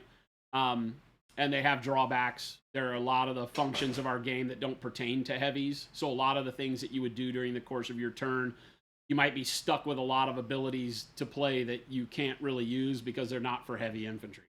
There's some ways to change that. Pretty Which good. we'll get into because it's really yet. Army scale skirmish, spill the beans, kids. So it is the current max, according to our rule set, is that you would be able to field 10 models. So it is more of a skirmishy game from that perspective. Initially it was 12, but we have expansions already planned that would allow you to play it at larger levels with larger battlefields. The battlefield scales exponentially, as do the ability to field bigger and bigger units. So we have an expansion planned where we bring larger, like, Titanic units. So you have heavy, and then you would have a Titanic unit, or super heavies, however you want to call them, that would also include, like, vehicles, the ability to add flying units to the game, things of that nature, over time, depending on how people respond to it. Marco Frazzoni! I was gonna say, did you guys Hello. see that raid? What is going on, Marco? A big old raid. What's up, everybody? What's up, Raiders? How's it Hello, going? everybody. Welcome. Welcome in. Marco, so awesome that you're streaming. Hope you had a good show. Welcome, everybody. Welcome to Monument Hobbies.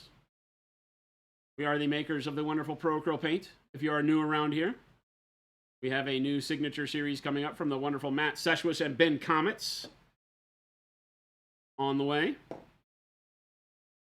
Releasing August 8th. So we're sitting around talking. We're actually talking about a game we're developing because we are also embarking on a game publishing arm of our company.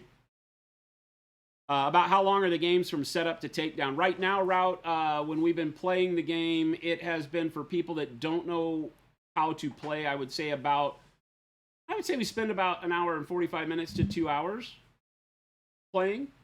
When I have to sit there and kind of explain, but we're also using it in alpha testing as a way to have big discussions on what we think feels fair, what feels good, what would feel better.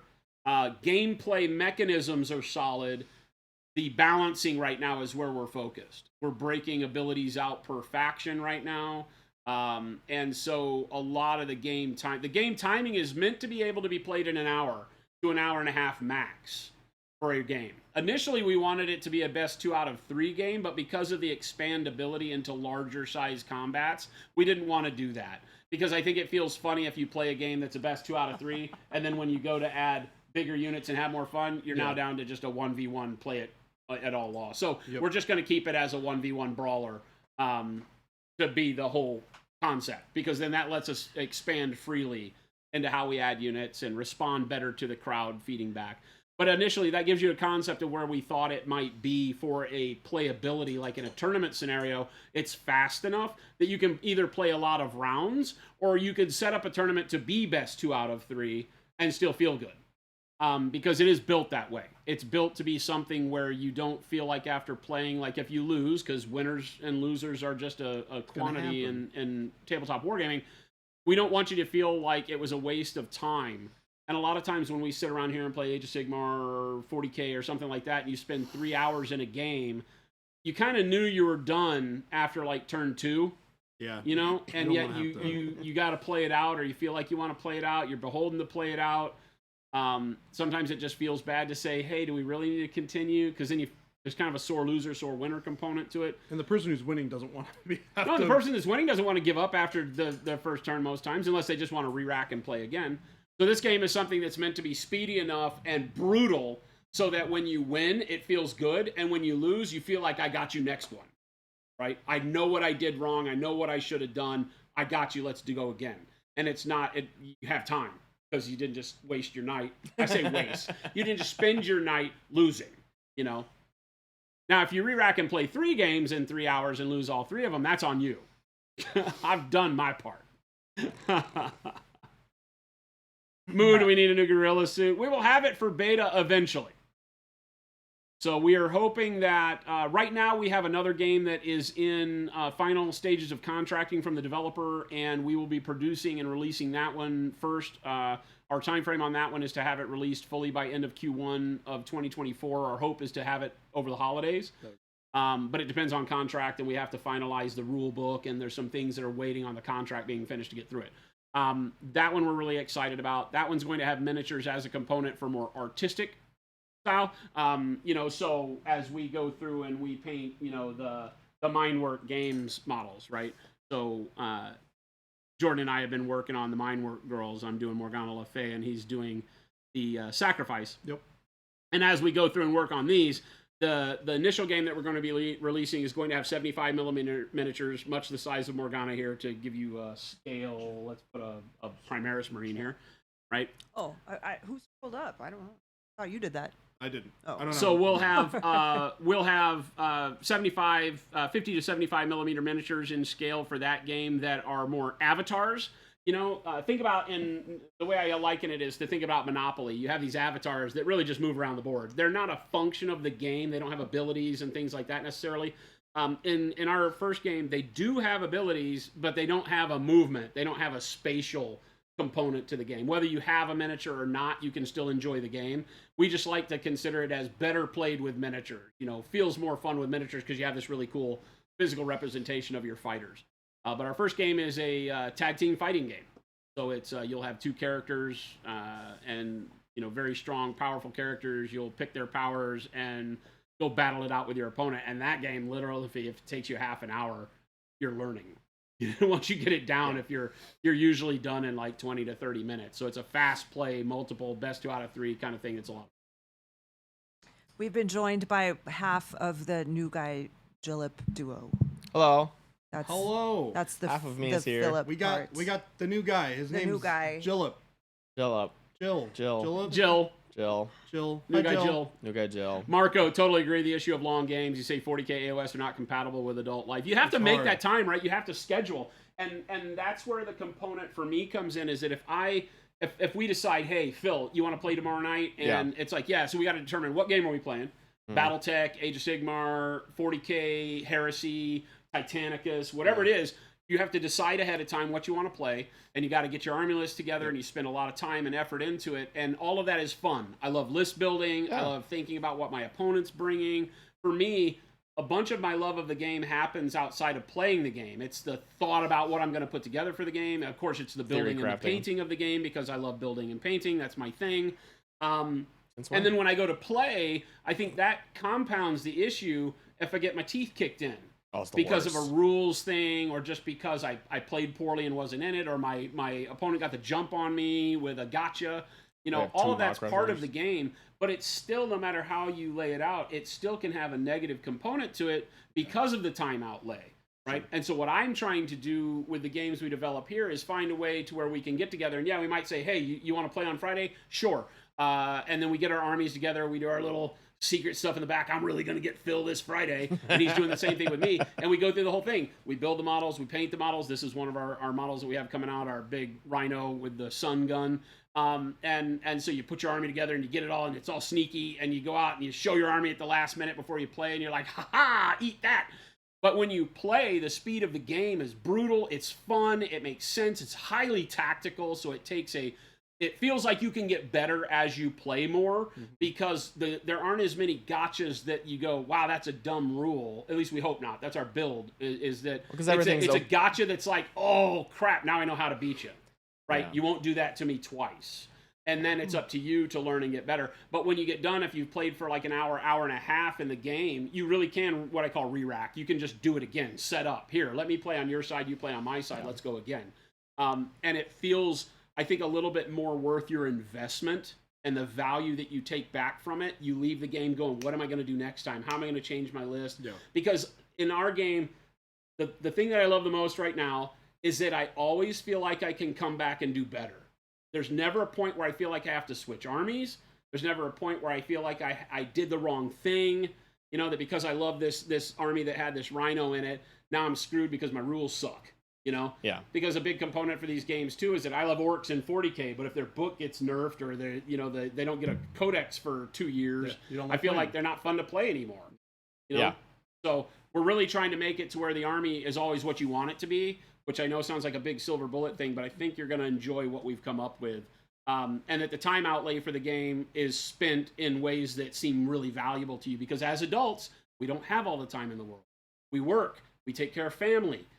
We run businesses. And so when you do want to play, you want to feel like you got 100% back, that you didn't feel like there was something I should have been doing instead. You know, because if I ever get done playing a game and I go, you know what, I could have been looking at spreadsheets and had more fun, then there's something wrong. Either with me or with the game, and it could be both. So that's a bad sign. If you look at a spreadsheet and you're like, this is way more fun than the game I was just playing. You should I not don't be know. playing that game. I love spreadsheets though. Why do ducks have tail feathers? To Why? hide their butt quacks. Oh no. Oh, that's My kind of joke. Wow. That's actually amazing. That's my kind of Wow. joke right there. I need my Wow. sound effects over Yeah, here. give me. Here. Yeah. That's what oh, you need. I got You need to give these Over, little over. couches over here a soundboard, and they can Yeah. just Wah, wah, just wah, wah. preload sound effects and respond, and we just respond to chat with soundboard sound effects. Oh, there's the dumb the I do that. All the Gosu, time. Jason getting fired up is getting me fired up. Oh, it's so good. Oh, he I'm has gonna- that I'm gonna effect, set doesn't for he? it. I'm gonna say one thing here, and all of you guys that are new here that don't know us from Adam, this may not sound like much to you. I have been painting models and playing tabletop war games for coming up on 45 years, right? I thought you were 27. Yeah, I am. thought you were 27. I am 27. I been doing some janky That's a time rough quantum 27. stuff. It's The, a uh, rough 27. I'm 53, by the way. But I'm coming up on 45 years of having played these games. I started with, obviously, Dungeons & Dragons and Battletech and FASA games back in the day.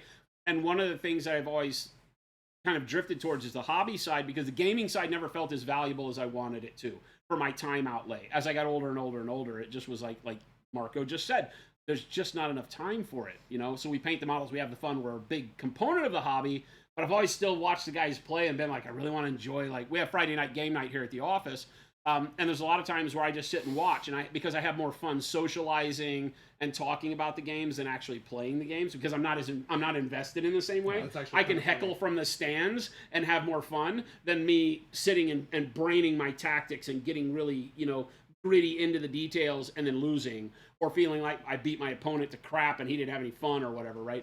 And so our goal for our game company is to create mechanisms to where the game scenario is more valuable so that you and your opponent both have an enjoyable time start to finish. Now, we can't guarantee that all the time, because there's always going to be the win at all costs player, and we are making a competitive game and all that. So we know it won't be an all-comers deal, but we're going to get as close as we can. I think you guys are really going to dig it. I'm excited. I've done a decent amount of looking through and working on it, and it is a great game. So Yeah. excited. I really enjoy how every player has everything accessible to them. Yeah.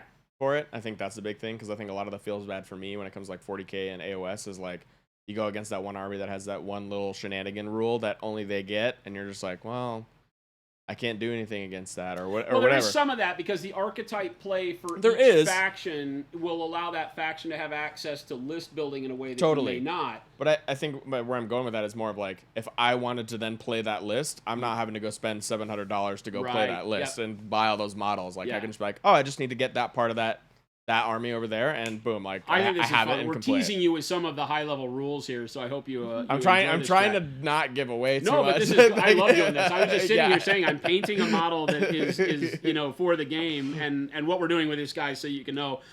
This is a heavy infantry for one of our factions, and what we're doing right now is we've gone through and cast some of the early models so that we can do the testing and painting around here to see if our level of detail feels good for painters, because as painters and hobbyists first at Monument, we want to make sure that the models we create are fun as hobbyists. They go together well. They don't cause you a lot of problems. This one needs to go through another revision because the shoulder place where the cannon goes in needs to be refined a little bit because of the shrinkage in the mold. So we know we've got to do a little bit of work there, but it's close. And so we're going through and kind of getting our ducks in a row so that we know how to better design the models to fit the way we want a hobby. And then also it's easy for us to make the models we want in the game. That's just the concept creation. Yeah. But it's one thing to go from concept to game table and bypass the hobby part of it. And as a hobby company, primarily, what we want to do is spend that time. So we're spending the effort and the money and the time to precast, so to speak. We did these in Siocast. And so we're doing that to see how fun they are to paint. That's what I'm doing now. And that's what got us started on this. And I was sitting here saying that, well, I'm painting this model that nobody can buy, that as I paint it makes me think about the game, and I'm over here being silent, So I like this better. Yep. But to go back to what Phil was saying, one of the things with our game is that it is a rule of cool game, I think is a thing. Let's start that as a term, meaning that you can pick the models you like the best. Right? Say you like the Rhino, you really dig it, or say you like the cybernetic guys, or say we have other factions that like a weird alien, like weird symbiotic kind of a race that's coming out. Or you have something at home. Whatever you've got, or you like Space Marines, or you like your orcs that you've spent a million years building. there is some agnosticism to the miniatures of the game, to where you don't even have to buy our miniatures. We're not trying to become a miniatures company. We are trying to make cool miniatures so that you will be intrigued by the visuals of the game that we can play here with our miniatures. But if you've already got an army you've spent millions of years painting, you know, Marco's got some fantastic war bands that he's painted up for like Warcry. So if you spend all that time doing these, he shot a really cool YouTube video on it. He's got these amazing, you know, underlit models that he's done, and he wants to take that and play our game, you can.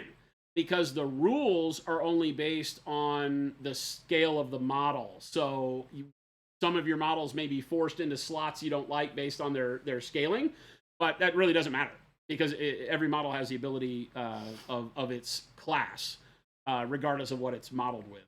And then the rules are all baked into how you play, right? So models don't necessarily have stat sheets, is I guess the easiest way to say it. And because we've detached the model from the gameplay rule to some extent, now you can do what Phil said. You can say, hey, I played Phil's army the other day, and that list played really well. I really enjoyed watching his list play.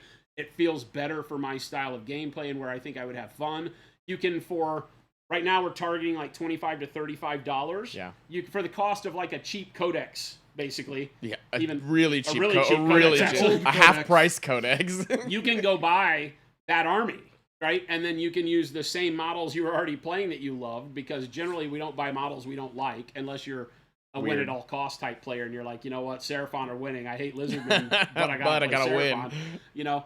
But I like to think that everybody's buying models that they like the look of. And so once you've done that, put them together, built them, played them, or painted them, and are happy with them, and you're working with them, we've made it to where you don't have to scrap that effort to enjoy the game in a different way.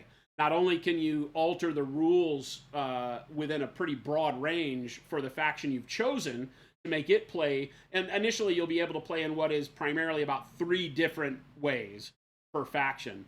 But if none of those fit for you, you can, for $35, go buy another faction's rule set and play those same models, and have those same models now feel completely different, but still benefit from all the action that you put towards them. All the paint, all the time you spent.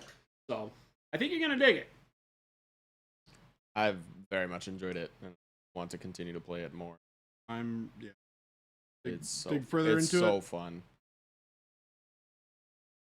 You went fully indie agnostic skirmish for this precise reason. Super curious about your game. Marco, we should talk. We should talk. I would love to speak with you. Love your work, so it'd be nice to have you. We'll send you some models. We can send you some rules when we get to that point of beta.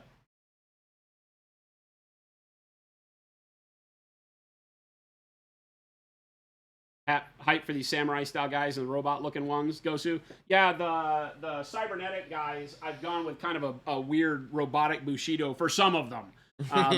They're very personable robots. They have personalities that don't, right? The idea again of this, they're not really factions as terminology in our game, but this race of individuals is that their planet is super harsh. And the only way they can survive is to encase themselves in more and more protective layers. And eventually they learn that obviously cybernetics is the way to do that. So you have guys like this that are really just replacing body parts and such, and are light infantry. And as they become more important and more powerful, they get more protectiveness. And so eventually the heavy for this is a 3-legged mech with big cannons on its shoulders that is as big as the Rhino and is absolutely insane. It, right? Oh yeah, I've seen it. So their hierarchy is kind of like how big and how protected they are is how important they are in their leadership rank structure. But the small guys are all very kind of samurai Bushido looking. You know, they have these cool still fabric textures and still clinging on to more humanity, even though they have a lot of cybernetics. And then as you get into the mediums, they're more robotic. And then of course the big guys are like vehicles. And it is it's a hybrid game. The reality of it is sci-fi, fantasy, Wild West, whatever you want. Once we expose more of the storyline behind it, you'll understand that it can be anything you want.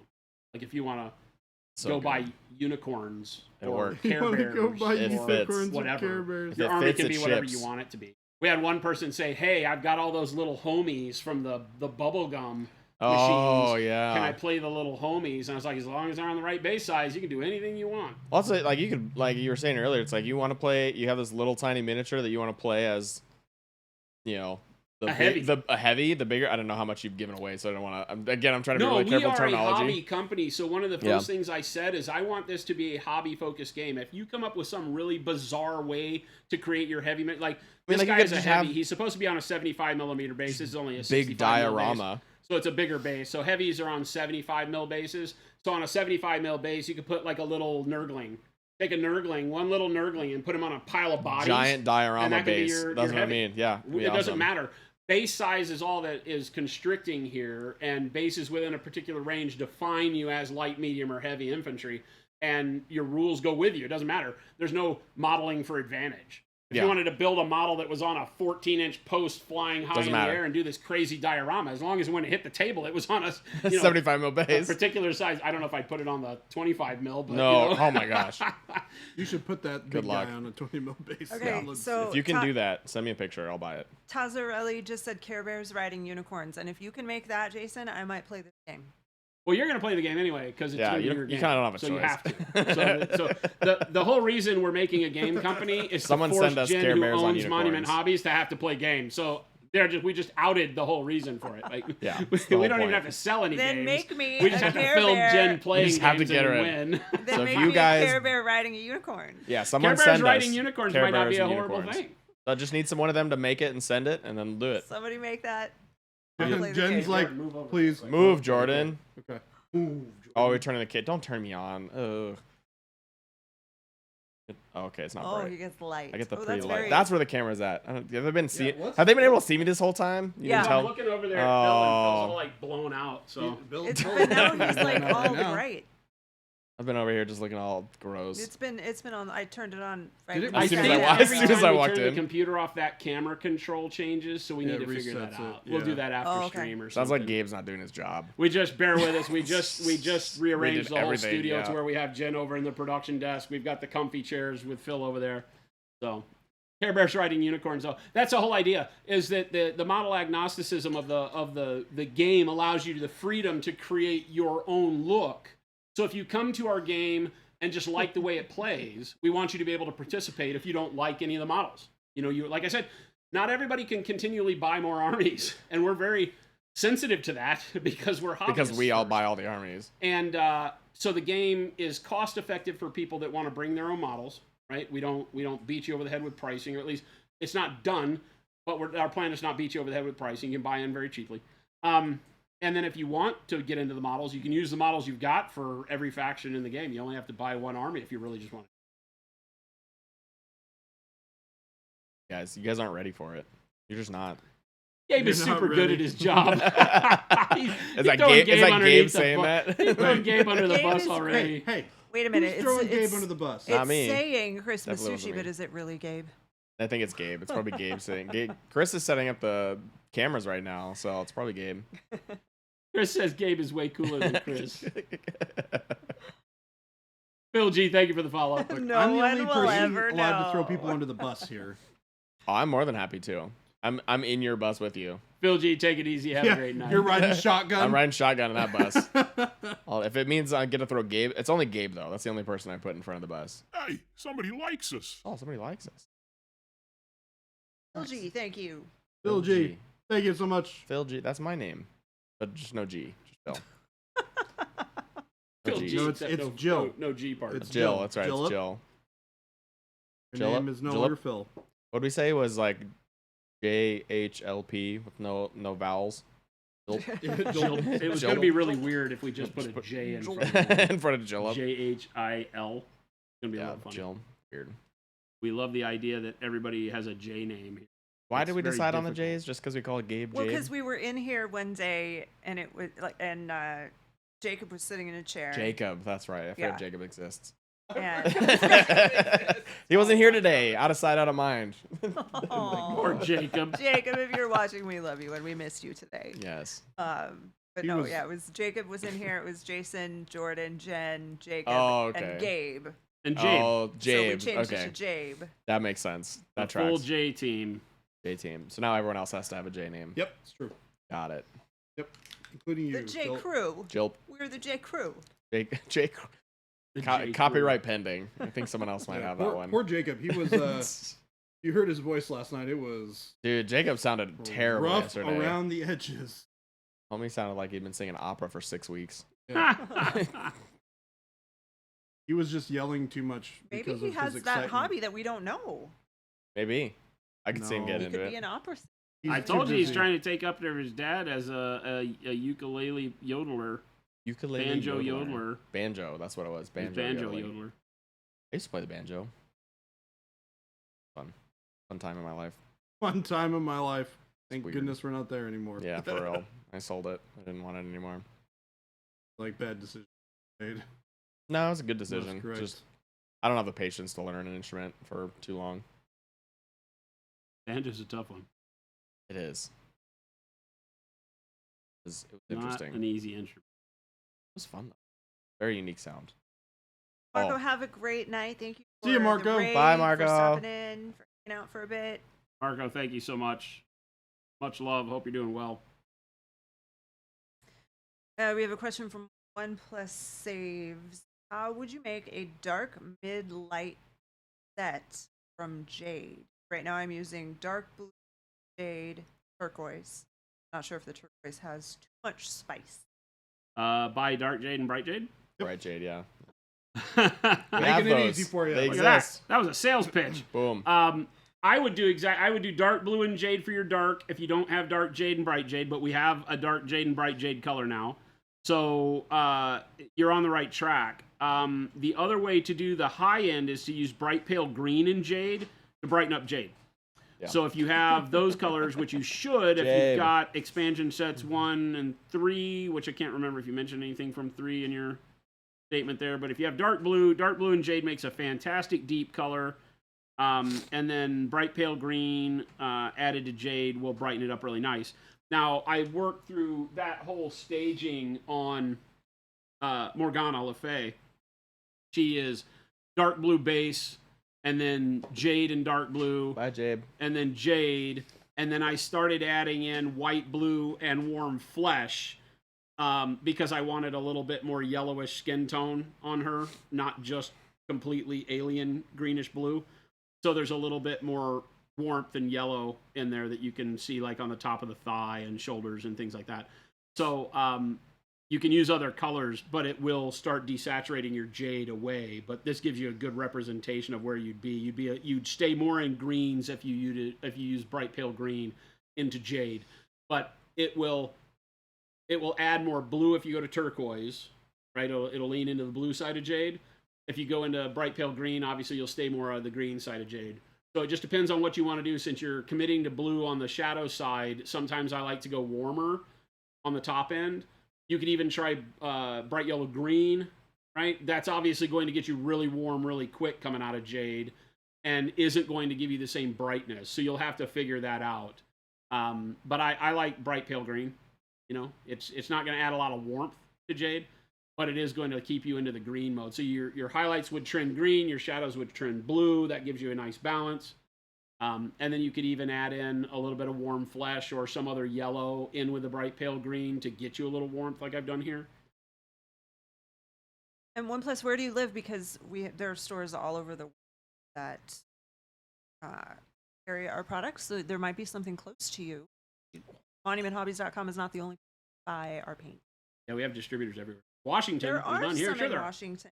I think we have some. Sure there are. Stores Yeah, I'll pull up the store locator in right now. Seattle. Washington. We just had one in Tacoma open up that gets it through distribution. Yeah. Yeah, so there might They we may need not to be on our start- store Yeah, locator. they might not be there yet. We just opened up our U.S. distributor, and so we don't have, due to privacy and contractual issues, we don't have access to know exactly who sells our stuff everywhere anymore in the States. There's going to be a lot of stores that you'll be able to order our stuff through because they can get it through their distributor. They just don't get it direct from us. So unless they contact us wanting to be on the store locator, we can't put them on. Damn privacy laws.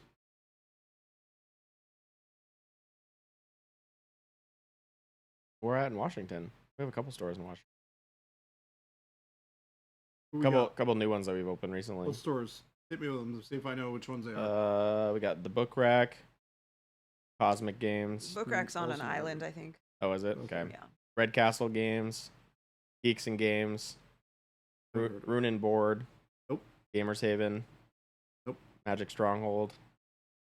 Magic Well, Magic Stronghold's in Stronghold's in Canada. Vancouver. Yeah. Oh, it's in So Vancouver. now you're yeah. looking at stuff that's outside it's the area. It's outside. in the Yeah, area, yeah. but not. But Yeah, so Gamers Haven was the last one. If of they, that list. the stores all have the ability to get the new colors to have them ready for the launch date. It's just whether or not they've placed their order yet.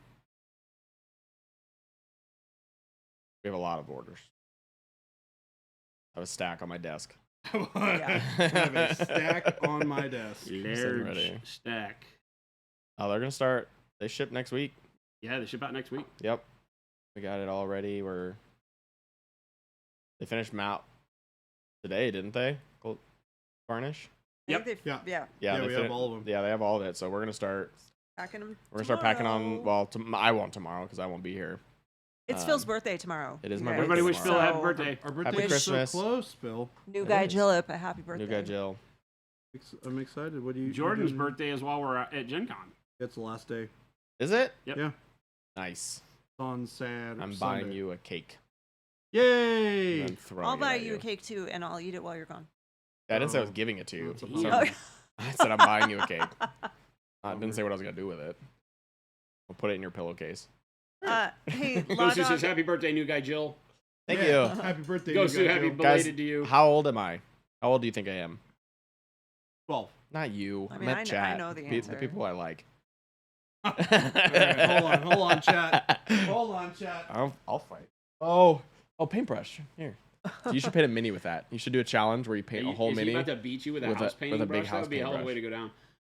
hey, These Law, plans for your own Jason, 1/10 can you- scale non-game minis if the game and therefore design and casting is solid, or maybe larger versions of the standard game models if those models sell well. I trust y'all to make some awesome stuff. Why do I have this? It depends. We have some really neat stuff coming out for like painting practice models. They're still Gosu. detailed, Yikes. but I think you'll really love the way that we've chosen to do stuff that we're calling them texture trainers, but they are character models. Oh, they're cool, They're too. just built for more academic. I talked about them last week. We've got those coming out. The sculpt is done. I'm hoping that as soon as we're back from Gen Con, we can start the molds and the casting on those. And that turnaround should be pretty quick. So I'm hoping that by end of September, those are ready to go. So we've already got those. Those are a larger scale. They're 75 millimeter, but they're bust. So they're actually more like 150 millimeter size. So I'd have to do the scaling on 1/10. I don't remember what that is. 1/10 It's probably is pretty close.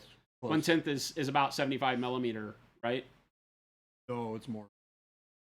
Oh no, not 75 bigger. millimeter. It's it'd be 7 inches, Yeah. right? Like just under like 6.5 inches. Yeah. 6.5 inches is a lot of millimeters. 1/10 is like Like 150. if you had a bust that was like this. So 150 millimeter is more like 1/10. So Like the Borka bust is 1/10. The bust would be about right, but full minis probably not.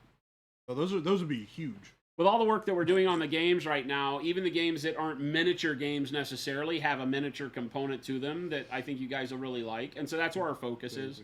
I don't know that we just make miniatures for the sake of miniatures. We have Mindworks and Journeyman as partners that are fantastic at that. So I would So say good. buy into those guys. Yeah. Mindworks Games does tremendous castings. All of the models that you've seen us paint lately are by This- them.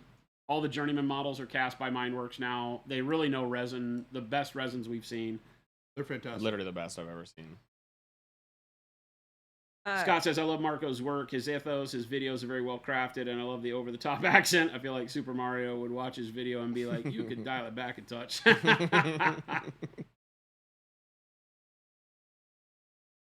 Phil, you got everything from 53 to So 40 24. and 3 strokes. Oh, Wow, I look that old. Thank you. 53, 32, 24, 32 is the closest. 40, and 3 strokes. I know. How old am I? Well, yeah, because we're the same age. Of course, you know. You Well, just- I think you're like No. a year older than Yeah, I am. you're older. I know, but I'm turning. I'm trying. You know what I'm turning because we are currently the same.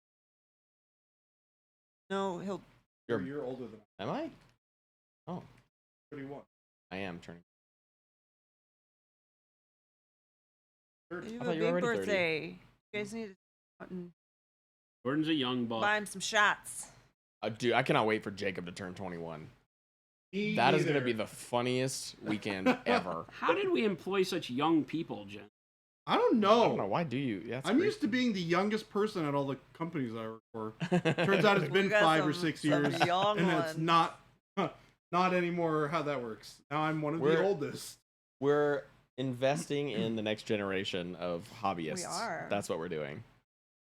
Like your style, Yeah. Phil. Yep. I don't. I'm telling you, I've said this before, and I will say it until they prove me wrong. That the youngest people we have here have craziest, amazing work ethics. Great. Like they just want to learn and do stuff, and It's super you fun. know. They They're also awesome. have the craziest, sane personalities in the best of them. Some of them, yeah. They're great. That's funny because I don't think Jacob spoke a full sentence to me until like 2 months ago, maybe. He's Yeah. very, So he took a reserved. long time to come out of his He shell. took a long time It- to come out of his shell. It's so great because Jacob is like, he's very soft spoken, Yeah. and then you get him worked up, Yeah. and he's loud. He's loud. It's so funny when he's riled up. You got to get him to the point where he's like, okay, hold on, and then everything that comes after that is just. Is I, loud. Yeah. I like saying things I know are completely counter to his way of thinking because he's like, no, no, no, no, no, yeah, no, no, and no, then no, you no. wind him up and I just do watch the him same go. thing. Oh, it's so man, funny. it's so great. He's so easy to You just lure watch him into squirm a a trap. little bit. You just get him wound up and then sit back and watch him go. Yeah. Yeah. Yeah, spin that's 'em up true. They like a- still have energy. Maybe that's it. Yeah, that could be it. They don't wake up with back pain. No. I slept on my stomach. My back hurts today. Cool. Oh, Phil, I don't want to hear. I like. I I laid down I in can't bed. listen to My- you children I know. talking about your back pain. I know. Hey, I have an excuse. I was in the military, Yes. and so my body aged like 20 years. I just spent the whole last weekend with my family, the sisters that I remember when they were like newborns, all complaining about the problems Yeah. they had. And I'm like, you know how old you feel when you're Just old. the twins Yeah. that you remember are turning 41 this year. that's And I'm like, Oh, that can't no. be a thing. That's rough. Turns out it is unfortunately a thing. It is unfortunate. That's the way time works, turns out, right? Yeah, and my problem is I hang out with like Gabe and like people his age, and so I'm just I guess Christopher too, but Christopher's my age. But like we're the two old guys. I thought in that, our and I friend group. thought Gabe was the same age as you, and I was. No, he's like very 5. He's like I 6 know, years younger I than I learned am. this, and Yeah, I was Gabe is- like, He's not even "What?" 25 yet. Yeah. It is weird how young Gabe. It is. It's just because he's so tall. You don't think he's as young as he is. Do you guys know Paul is older than? Is he? Yeah. Yeah, that's a weird. That's thing to think weird. about. Yeah. That's super weird. Yeah, Paul's 25. That's funny. That's so weird. Because Lots you'd of think Paul. Paul is closer to Jacob. Yeah. I think Yeah. Paul. I mean, he just he looks younger Paul's too. a goober. He is a goober. Paul's so funny to talk to. He was trying to like brag yesterday that he was almost as fast as me in production, and then I had to remind him. Like, so we were I had to cap yesterday. It just And like then you showed him. just to help out. Well, because like I was just we needed someone back there, and so I did it. And he was bragging like he knew that I was faster than him. Like at the end of the day, he's like, I'm only 5 rows behind you or something like that. I was like, Paul, you understand that you started like 40 minutes before I did? And he's like, really? I was like, yeah. He's like, oh, never mind. Paul's such a good he sport. was very excited that he was almost as fast as I was. When I went to He'll tease get him there. about being We'll get there. 63rd in the weekend Aw. Digimon tournament, I was like, hey, why did you only get 63rd? And he looks at me and he goes, I got 66. Don't credit me. That's hilarious. so good. He is great. so That's so good. funny. Yeah, and he's very like if you think Jacob's wry, like Paul's even Paul worse. rile Paul up. Paul My won't even goodness. smile at you. He'll Dude, just be it's like, so I got funny. 66. Don't give me credit. That's so good. Oh, it's so funny. We were walking out to his car to go to lunch today, and he was like, "Man, we all did so bad at the tournament last night." I was like, "What are you talking about? I'm a 3-1." He's like, "What? I thought you went 2-2." I'm like, "No, man." He's like, I'm convinced man. Paul just lives in his own little world. He's just in Paulville all the time. Well, the funny thing too is we came back from lunch. I just like 4 Odom in the games that we played on lunch. He was so sad. He was What like, what "Aw." deck is he playing right now? Playing like the best deck in the format. Come on, Paul. Scott, have a good night. Thank you for Bye, Scott. your Hey. your Bacon industry expertise. expertise. Yeah. And, Proving me and right. the questions. You had great Butcher questions realm. earlier. Yeah, Was happy to answer them. you're a real one, Scott. I'm less Thanks, concerned with Rena. his questions and more concerned with him sticking up for me on the bacon conversation. Thanks, Scott. You're my hero. Yeah, there you go. There you go. Guy will get you for the bacon. Jason loves his We'll yes see you man. next time. Law Dog said, I love telling my Gen Z coworkers that there's a thing called sleeping wrong that happens at some point. Oh, dude, it's brutal. It's been happening to me a lot lately. Oh yeah. I genuinely can only sleep on my back now, and for my whole life I've never slept on my back. So like I've been teaching myself to fall asleep on my back. You're starting to get sore. Yeah, Relation from sleeping on getting my cut side, off, yeah. I wake up with my arm is completely numb if I fall Yeah, I asleep on my can't side. sleep on my back. I can't either because I It's wake alright, up and either old on my stomach or folks. on my side with my arm asleep or my lower back like with a pinched nerve. It's great.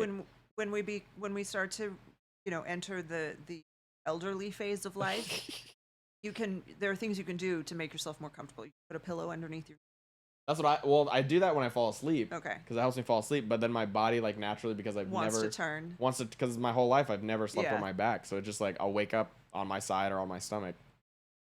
You can Right. also wedge pillows sides I so like- that you can't turn over. Yeah, growing up, I never understood why like Work every is a chore. I I mean, never- sleep is a chore. Living Sleep is a job. chore. living is a chore. I never Life. understood why people had so many pillows on their beds. I was like, This is why? Like you why. just need one pillow for sleeping. Why do you have like 40 pillows? Now explains I'm why like, all of our oh, I parents get have it Because now. I I need am to over like 30. That's I need, like, why. put a pillow between my legs, a pillow under my back, 3 underneath my shoulder. It's like I get it now. I get why my mom had 42 Heating pillows pad. on her bed. Ice packs. Ice packs. Oh no! I do. If I started to fall asleep with an ice pack, I'm just giving up. I'm just put me in the retirement home. I lay on a heating pad for I 20 could see minutes. heating pad. yeah. My It's mom really had good. one of these like, it was the weirdest thing. It was like a bag filled with rice. Hot water. Oh yeah, yeah. No, it was like yeah, those yeah, rice yeah. You put it in bags, the and I was like, microwave. It was like tea infused, and she Yep. would like microwave it. It was like Yep. a big scarf, but Yeah. like with like these pockets of rice bags. It looked Yep. so stupid. But she'd just be walking around the house with this like It feels scarf. Of, good. Now you know. See, now you gotta apologize. I gotta to go your get mom. one now. You gotta apologize to your mom and ask her where she got it. I have so much to apologize for my mom for. Have you talked to me for more than 10 minutes? Gosu said that I'm 29 with the back of a 70-year-old. 5 Yeah, years in it's the bad. Navy, having autoimmune spine issues has me. Yeah. Already had knee surgery once. My doctor told me I probably need it again. That'll be fun. And earlier, Spatsnat asked, "How do you find the Tacoma store?" We don't. They're probably not on our store locator yet. Like Jason said, they got the product through our distributor. Oh, Wait, the ones what- that were reaching out about Alliance. Yeah, so we have a new distributor that Wait, which store is it? I don't remember. I don't know. That's the thing, is we don't know all the details. Well, it probably, Unless I they think- contact us. Somebody mentioned them. It might have been somebody in chat. They were talking about them and how they only Game had the Matrix? sets. Probably? Maybe just Oh, they don't have the full rack. No, because they call just brought in your- the sets. They I got the think. sets in, yeah. I mean, if that's the you whole call point your of what we did that. FLGS and say, "Hey, do you have Pro Curly?" And if they say no, Tell them to get on it. Tell them Yeah. to email Philip at, no, not me. like, well, what are Email you waiting support. for? Wait, who was Don't- asking about the Tacoma store in chat? That was. Who was it? Maybe Jane. Spatsnat. That's not. We'll Baby Jane. talk. I'm from Tacoma. I just moved from I drive a Tacoma. there. That's not quite the same. That's not quite the same. Oh, how do we find? Yeah, I did see that. How do we find the? Yeah, one Oh, you're in plus Tacoma. one plus saves also near Tacoma. Oh, yeah, I do remember that name. I Well, am I was gonna pull familiar something up, with what did I forget? Game Matrix and man, what's the name of that other store. I used to go to it all the time. I'm gonna remember it right after stream because of how this works.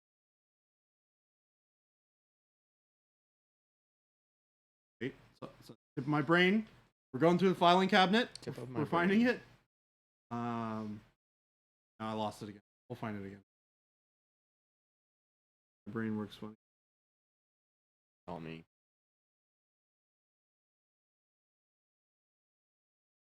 What are you painting, Jordan? I can't see it from here. I'm painting a Strategos from. Oh, is it that like Legionnaire one with the fur cape? Yep. Nice. I'm gonna you know what I throw meant. some matte varnish on this guy to see what it looks like. Have it. Rank 1-1 or rank own 1, I'm not sure. We don't have an exact date for a brush restock. Oh, Yikes. we wish we might did. Yeah. see some single sizes coming back in stock in the next, Might. but sets are going to be a while. For... Oh, brushes. All right, here you go, Jordan. Terracrux, Games Terracrux. Matrix, Yep. Tacoma Games, and Silver King Yep. Games. Terracrux. That's the one. I used to live like 15 minutes away from Terracrux. So I was like literally less than a year ago. I used to Go go through there. that was I appreciated that as well. When I said Yeah. brushes, everyone went, oh. Yeah, Yeah, we're all every just single, like- Like all all of us. three of you did it. PTSD. Yeah, we do. We do. And we only do that if you're new around here. Again, thanks for hanging out with us. But we do manufacture brushes too. Some of the best brushes in the biz. The problem is That's why we never have they're in them. such high demand that we can't ever forecast what the need is. And it's this cat chasing its tail. It's a self-fulfilling of prophecy. because people buy them so quick that they're out. That makes them out of stock longer. Right, because production cycles are 90 days minimum on brushes because they're an Minimum. artisan created thing. We don't do them with machines. We have machines that like crimp and machines that dip the handles, but it's not robotic, right? It's not China. We have people sitting at benches making brushes, and so at the end of the day, there's only so many brushes you can make, and so the production cycle is about 90 days. This last time was longer. It was more like almost double that because of a bunch of problems that happened over in Germany through the winter holidays and all of that. So we were really excited because we got them back in June, right? And we were like stoked on brushes, and we're like, oh, hopefully, because we had already started making the next run of brushes 2 months before this brush set got to us. And so when they hit, we were like, okay, hopefully this will match. We're back on track now. They saw it in last. 4.5 hours. Yeah, we were running out of sets. That's not even an exaggeration, Sable by ones the and way. twos were out. They in- were gone in 4.5 Yeah, it's hours. 4.5 hours for all the major sizes, the ones that Yeah. people use, like twos and ones. ones and twos zeros on and, sables and synthetics were gone. Yeah, synthetic Sables were two gone in the ones first like and 2 zeros hours. Were just gone in 4.5 hours, which means you couldn't make sets. There's still some singles of other sizes left, but not very many. No, I think right now it's just synthetic sixes. If that, I mean, we might be out Yeah, of those but by now. we will have a couple other.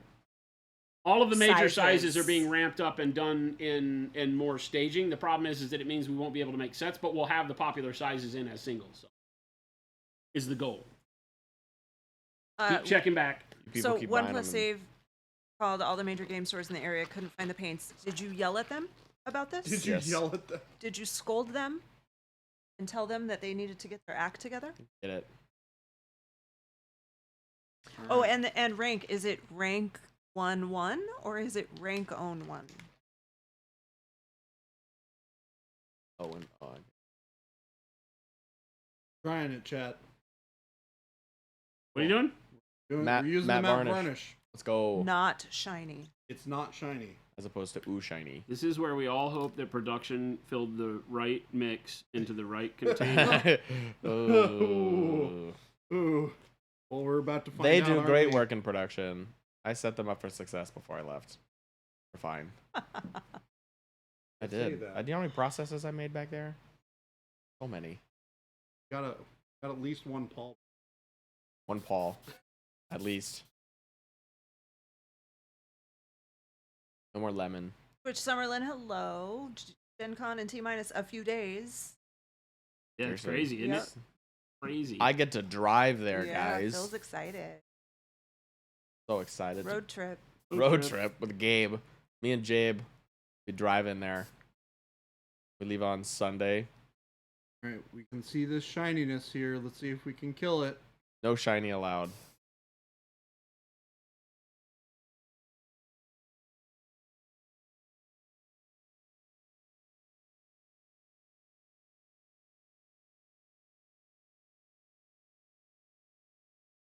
Yes, I will be driving to Gen Con. It is 25 hours on the road. Just road time. 25 hours. Pretty You know, brutal. Not a It whole is. lot of Jason time. and I did it once. That's a lot of 99 bottles of beer on the wall. It is. It's more like 9 million bottles 9 of million beer on bottles. the wall. So you start with 9 million. All right, Gabe. We See have how to far you sing get. 9 million bottles of beer on the wall all the way to All the way. Indy. See if that. Yeah, we're gonna You sing sing really fast. fast. Yeah. Are you calling me out? It's all right. I'm being called pro Acryl. Chat. Thank you for listening to me drone on about dumb things, and I will see you guys eventually. Bye. Are Take it you easy. guys, are you guys carpooling? They're videoing. They're recording. Oh.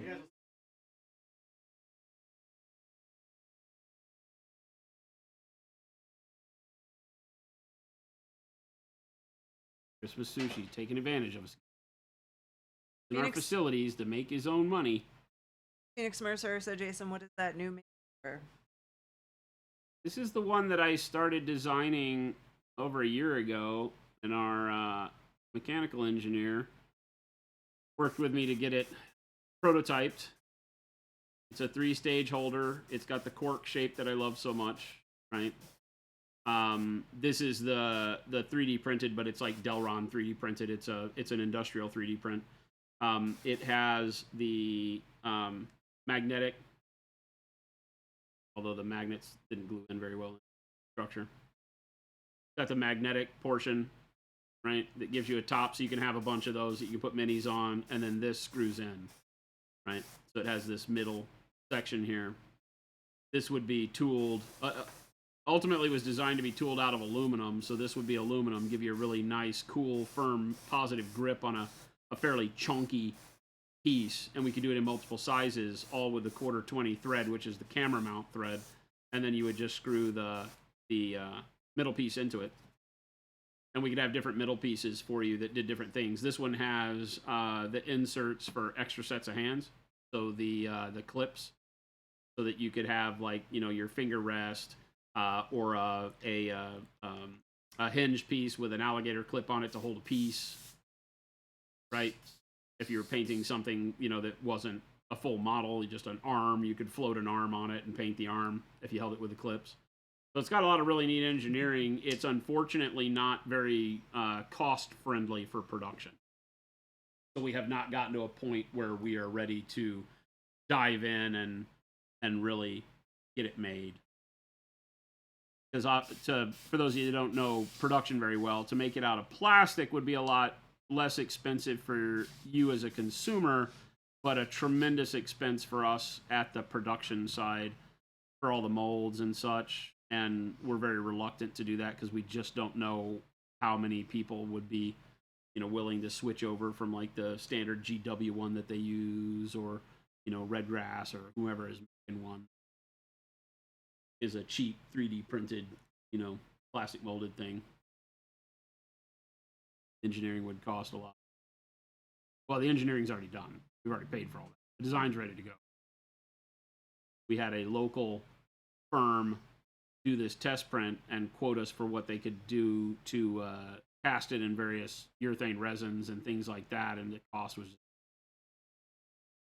The problem with doing any of that here in the States is that at low quantities like we would be making to start, the cost is just it's counterproductive.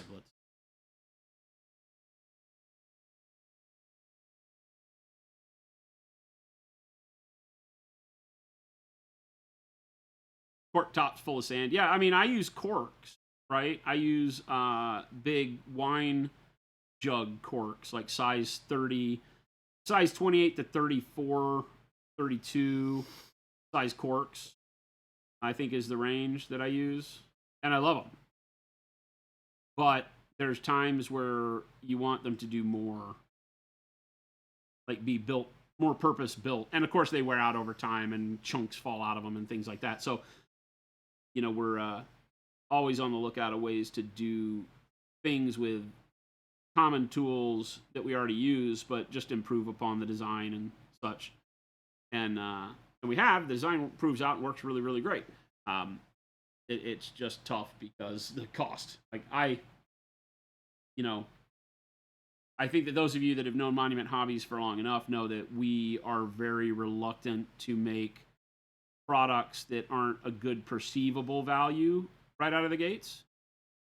You can see immediately when you look at our paints that for the volume of paint you get and the price you pay, it's worth trying.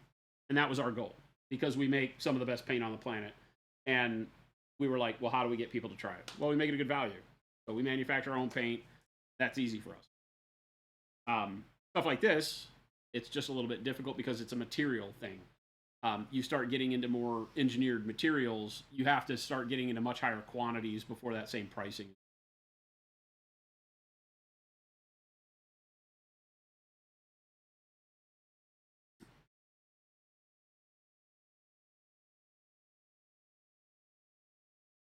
Craft models, dowels cut Jordan? down and 3D printed. Yeah, I'm letting the other guy dry. Oh. That their varnish dry up. Law Dog, off-axis holes and threads aren't cheap to cast. No. No, the molds obviously are the hardest part until you get into injection molding. Then these pieces are easy, but then the molds are very. So we may go ahead and just design the molds and do it injection molded if we can come up with enough of the accessories to make the whole project worth funding. Is where I'm at. And again, sometimes that's hard for me because I just don't use it as much. You know, you see me doing this all the time using the corks. And so, you know, it's tough because I would really like to pursue. I just need to prove the design out a little bit more and do the cost analysis.